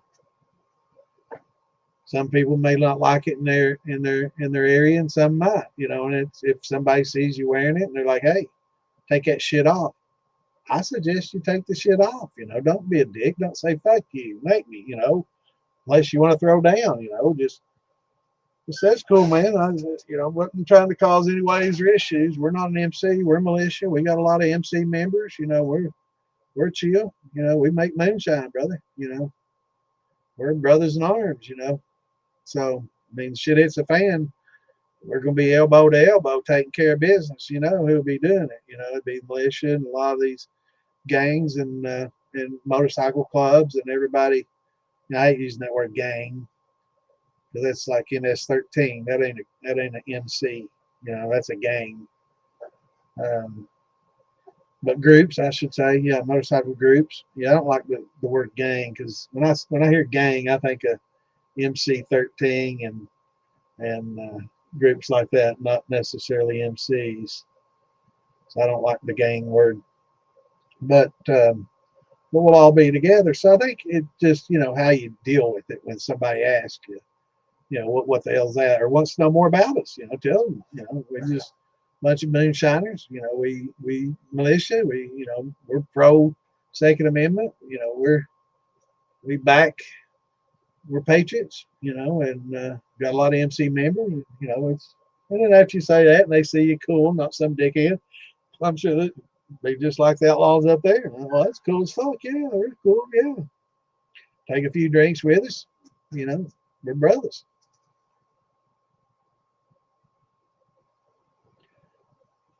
Exactly. I've had a lot of that. I've had, actually, most of the people that are interested in it are in MCs. Everybody that has expressed an interest are either in MCs or have been. Uh, and they realize what it is, and it's beautiful, man. It's awesome. It's a Exactly. It's a militia, and we got lots of MC members in our militia. You know, it's we are a militia. We're not a motorcycle club. I know a lot of us do. Hell yeah, Colton. Fine, somebody. I definitely need to have a drink after the week I've had already. Had a lot of drama earlier this week. I can't stand it.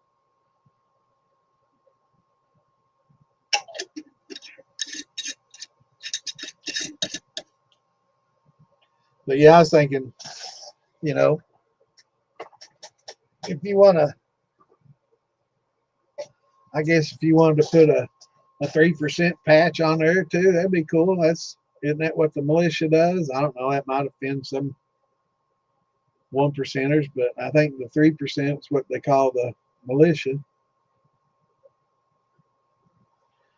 Well, I'm sorry your week's been as bad as mine, man. I've had some bullshit drama to deal with early, and I hate dealing with that kind of shit. But when people are saying stuff, you know, about your name and stuff, and I have to defend myself, I try to be cool to everybody and try not to make waves, and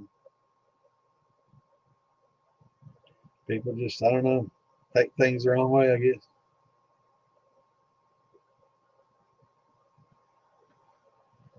Yeah, man, growing up, I did a lot of drinking, lots and lots of heavy drinking, and I said lots of shit that I regret. I said lots of stupid shit that I shouldn't have said. I'm not going to hold anybody to any different standard that does the same. We all do it. You know, the person I had this, drama with did the same things. Got drunk, said some stupid shit. I'm not judging him on that. You know, don't judge him at all on it. There he had reasons for saying what he said, and somebody said shit about his kid, and I'm 100%. Hell yeah. So I don't know. It just shit gets out of hand sometimes.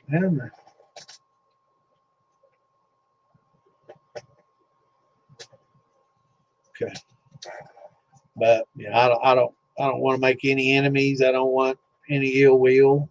I try to be laid back and cool. But not everybody's going to let that happen. Some people just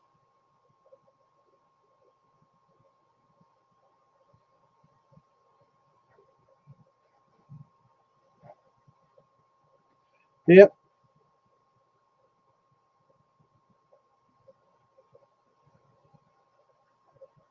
Yeah. I mean, there's lots of patches, on um, Amazon, and I may just buy a bunch of patches and just different patches. I saw a lot of cool middle finger patches that look back great on the back. Uh, Lots of different, little saying patches about Second Amendments and lots of things like that. That it doesn't have to have a three-piece on your vest. I'm just going to sell vests for people to put stickers and patches on. Um,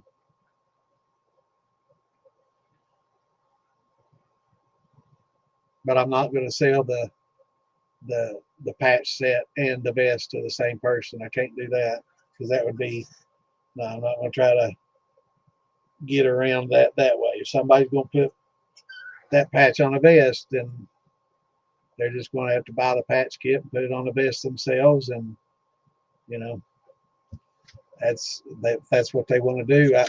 That's their prerogative. They do so knowing the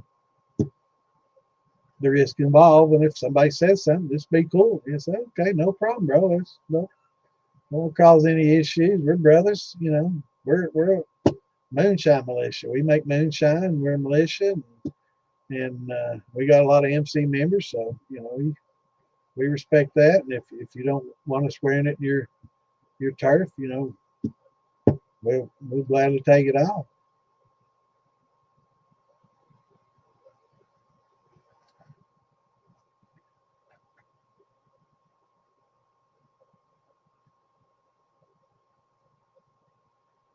All right, let me get back to my.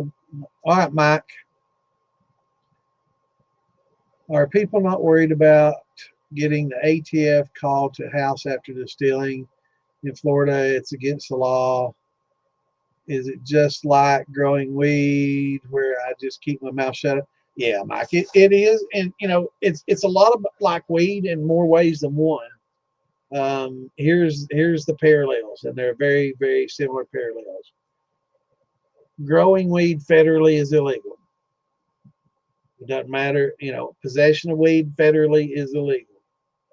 Selling weed federally is illegal. Even though you can drive to Ohio, walk into a 7-Eleven, well, I'm not sure 7-Eleven have it, but a store, and you can buy vapes, you can buy flour, you can buy any marijuana you want, walk out the door and go to certain areas and smoke it. Nobody gives a shit. Still illegal federally, but I don't see ATF standing outside waiting for somebody to walk out with a vape pen. So I'd say if you just don't advertise it, don't talk about it much, don't, post it on every social media come and going publicly. Your private groups are a little safer, but still, I would say most private groups have been infiltrated by somebody in an alphabet agency. They want to watch us. They're watching us right now, and I don't care. I'm trying to make it a safe, enjoyable hobby. I'm not here promoting people selling or doing large scale unless they want to do it legal. But we want people to be safe and happy. So there are states where it is legal to distill your own alcohol. Missouri, Alaska, West Virginia, name a few. There's others.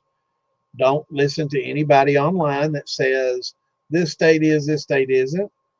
Go to an attorney or go to your states.gov website and look up their revised statutes. It's called revised statutes, and that is the law of the states. I know that's what they're called here in Kentucky and in Missouri, but other places they may call it a little bit different. But here in Kentucky, they're called revised statutes.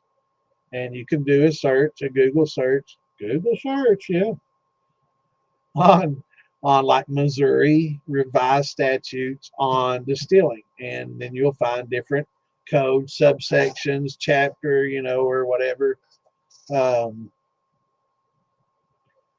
and find the information on what you have to do in Missouri to be legal. I can give you a little heads up. I did research on it. You have to be 21 or older. and you can do 100 gallons per year. Now, I don't know how they can judge how many gallons you're doing a year, so I would assume that that means you have to have 100 gallons or less if they come visit you. You don't want to have more than 100 gallons. You can't sell it. You can't take it out of the house. There is a special circumstance where you can get a permit for like a wedding or a family reunion or something like that. But it requires a special permit that you have to go apply and pay for a fee. If you want to take some out, and I'd say you'd have to name how much, what, and all this, that, and the other. Um, but if you have two people living in the same household that is over 21, they can also have 100 gallons for them.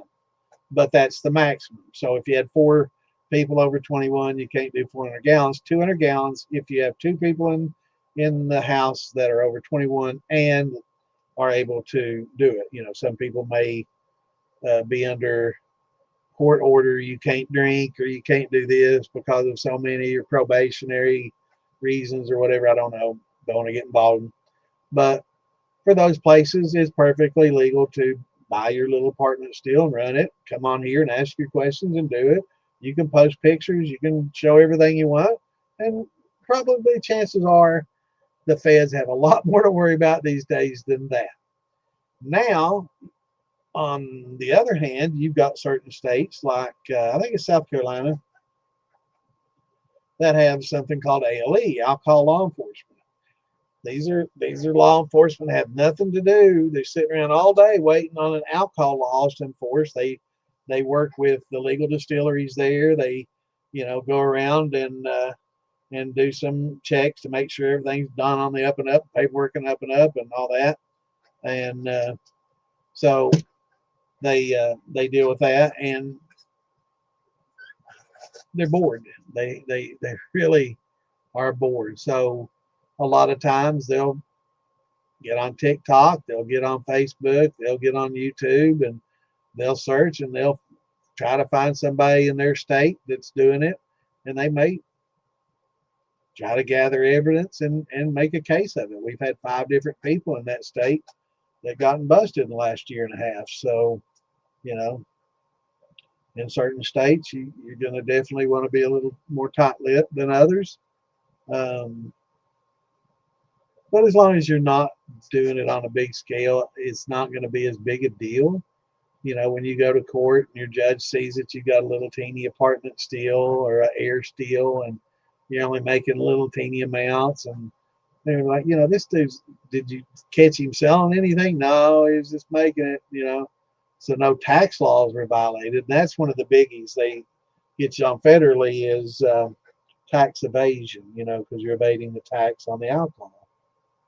But I guess if you do it as a hobby, um, don't do it and sell. Now, you can sell wine and beer in most states. You can make and sell wine and beer. So, you know, if you want to stick to that, you can and not have any worries. But I do tell everybody when you're making notes about brandy recipes, that's a wine recipe. It's not a brandy recipe. Don't use the word brandy. Don't use whiskey recipes. Call it beer recipe, because beer recipes, that's not evidence. Whiskey recipes, that's evidence. Brandy recipes, that's evidence. Wine recipes, that's not evidence because it's legal. Even that little bit of wording, you know, can help you in court if it boils down to that. So, you know, kind of just be smart about it. Share it with your closest friends, and don't tell a lot of people, you know, especially people that don't, you know, particularly like you. Yeah, I used to do it by wood. That's how we did it.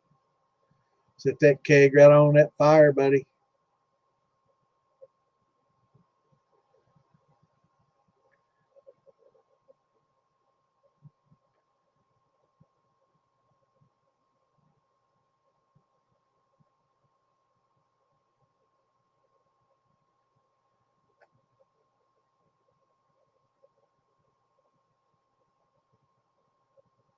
Yeah, I agree.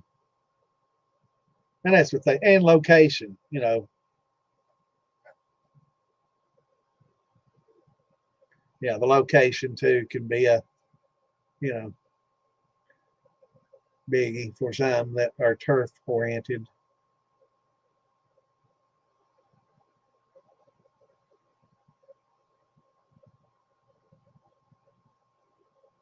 Yeah, never sell. Don't, if you don't sell, chances are you're gonna be fine. And don't tell a lot of people, maybe your closest buddies, but just don't talk about it a lot. Just make it your little hobby. You can share wine and beer with them, and sure, you've got tight knit friends. You can do it, show them your hobby, get them involved in your hobby. I don't think it's going to be a long way out to where people are going to start pushing for legalization of being able to do it, just like marijuana. A lot more and more states are going to start adding it because really, people say it's about safety. That's bullshit. Alcohol tax was the very first tax that Americans had. It was the first tax that we ever had put on us. And it was we just became a new country. In Washington, he was a distiller. So there might have been a little corruption involved there to cut back on some of these other distillers. But yeah, he had to pay the tax and everybody else, and then there was the Whiskey Rebellion and all that. And didn't last very long. But that was the first tax. So it's about the Benjamins. It's not about safety and everything like they try to profess. And nowadays they're starting to realize that, you know, maybe just taxing the commercial side and letting people do their own recreational, at home and limit it, put limits on it. You can't have, if we catch you with more than 50 gallons in your possession at any given time or 100 gallons, in a barrel or in your possession, then you're going to pay a big hefty fine and you're going to pay a commercial tax on it because you're going to be considered commercial over that, that amount. You know, but every state has different laws on alcohol. It's going to be really tough to try to get a unified law across the board because of that. And as a result,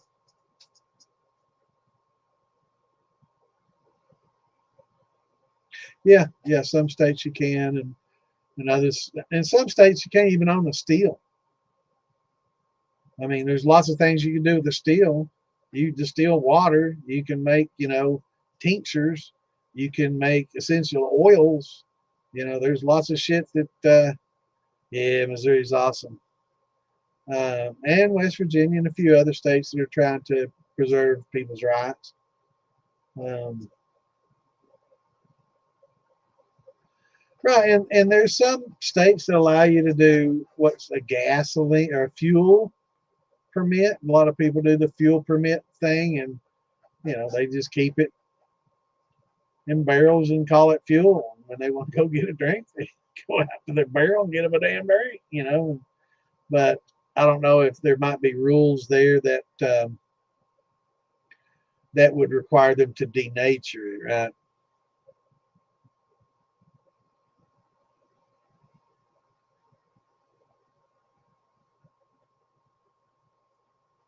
Um, yeah, as long as it's between 65 and 75, that's the optimal temperature for your coolant.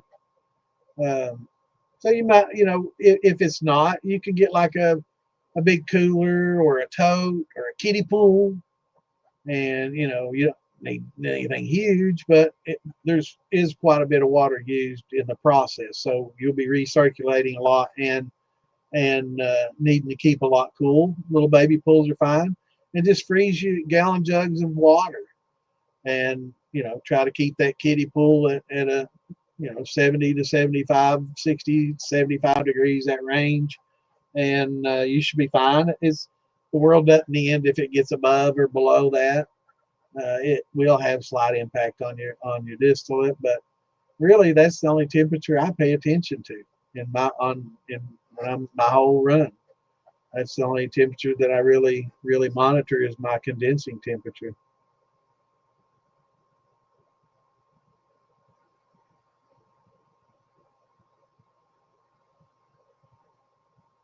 Right, and I'm not sure in Texas if they ever set an amount. I know basically Texas, the thing in Texas was a lot like some recent gun laws. And if y'all keep up with gun laws, Texas had a um, law that they were going through their state that says if you live in Texas and you want to buy a silencer or suppressor, I call it suppressor. Silencer is kind of a Hollywood name. A suppressor for your arm, and it's made in Texas, then by God, you should be able to do that because there's no interstate trade or anything going on. Therefore, the government, federal government, should have no say in it, right? And if they can eliminate it from being an NFA item, which it should not be, uh, you know, a suppressor is not a gun. So they really shouldn't have any enforcement on that whatsoever. It should be like a magazine. A magazine's not a gun. Gun requires it, so that might be the stipulation with mags, the way they regulate it. But anyway, so there was a few gun organizations that helped pay for the attorneys to get this passed through Texas, and as a result, only people that are in those clubs or associations that pay their dues are covered. Now, you may be able to argue that all the way up to the Supreme Court that you shouldn't be able to buy yourself into an association that would uh, put you in a position to where a law wouldn't apply to others or apply to you that would apply to others, right? So I don't think that there should be any exclusionary ability about joining an association and that having an impact on a law. So I'm not a lawyer. I've got a whole family full of them. I could probably ask them and they'll tell me to shut up and read it and Google it or something like that. But it's a big iffy, and it's supposedly the Home Distillers Association, I think, is the one that actually helped foot a lot of that bill. So right now, maybe people that are members of the Home Distiller Association, I think that's it. Don't quote me on it. Might Google it and find out, but I'm pretty sure that's what it was. But they would be covered under this law until the Supreme Court rules on it. The Supreme Court. But yeah, I think it should be part of our life, liberty, and our pursuit of happiness, and to have that hobby as long as we're doing it safe. Now I can see maybe them requiring a permit or education, or you have to, in some states where you used to have to get a concealed carry permit, you had to take a class. So if you want to do a home distilling thing, you might have to come see old Santa and take a class. And I'd love that. I can charge fees. That'd be wonderful. So maybe we work on that. Damn, I like the sound of that, man. Yeah, I can do concealed carry class, teach how to shoot and shine, and hell, that'd be awesome.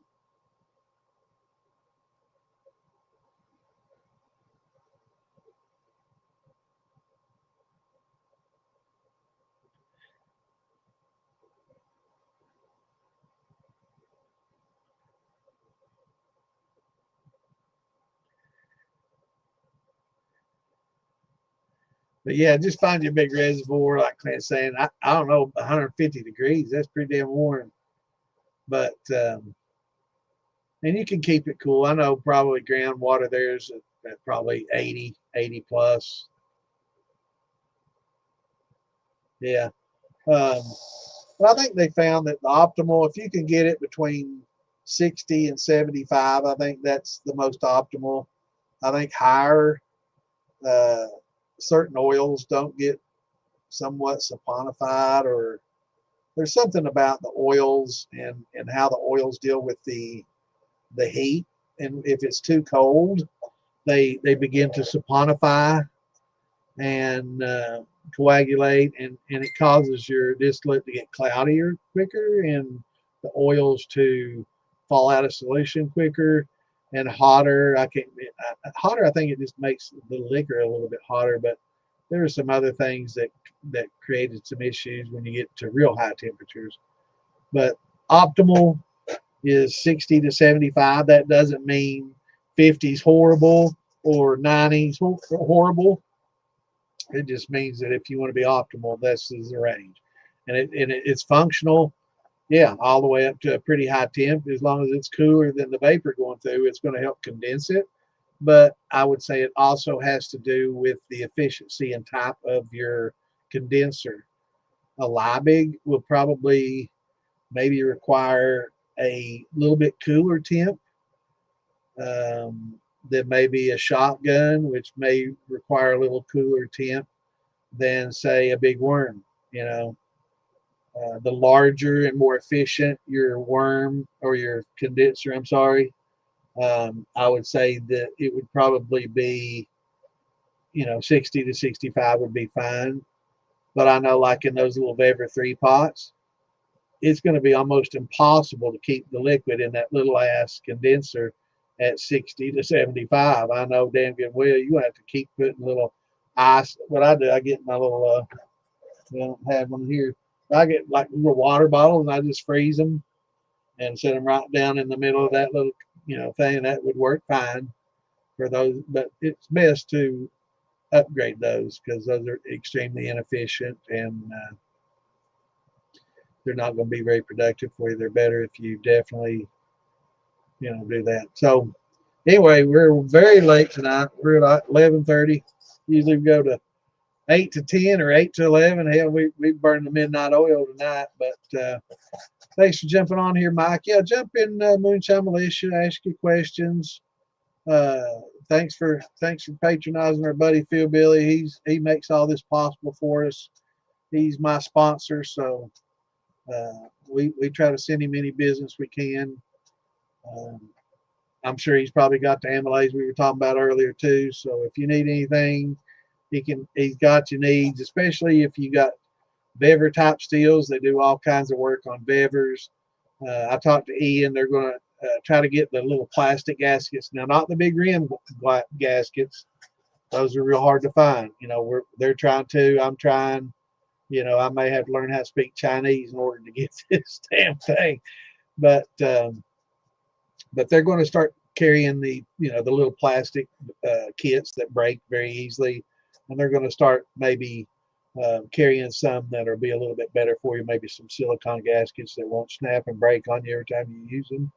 So they're going to carry those and sell little packs of them for next to nothing. They ship cheap and put a baggie full of them in the mail pretty cheaply. So they're going to start carrying those for the Vevors too. But they do all kinds of things. They got columns for your Vevors. They got horse heads if you want to put them on your Vevors, or keg steels. They can do a lot of custom work. Pretty good guys, great guys. Me and Ian both, Phil Bill and Ian both, great people. If you haven't met them, y'all need to. Awesome people, down to earth, good people. All right, y'all. Well, I would say I'll see you this weekend, but I won't. I'll go share some shine with my old buddies and do the football thing and talk about that Hall of Fame issue. But yeah, I was the only one that made the Hall of Fame that didn't get a big time scholarship to go play football somewhere. Everybody else did. I guess I was pretty wild though, and I'm sure my coach probably said, "You don't want him. He's crazy. He smokes. He drinks. He's a swarper." That's what I was, a swarper. He hated me, but he didn't have a choice to play me, and all the other coaches are the ones that pretty much voted me in all conferences on him. That says a lot. But it's great for y'all being here, and especially you new guys. Definitely join the militia and DIY shining stuff and ask you questions. We'll get you taken care of. Have a great week and a great weekend. Hopefully Friday we'll have a shit show. I won't be on it either because we're going Friday to this thing. So I'll be gone all weekend. But everybody have a good one and shine on, and we'll see you next Wednesday. Peace out, brothers. Later.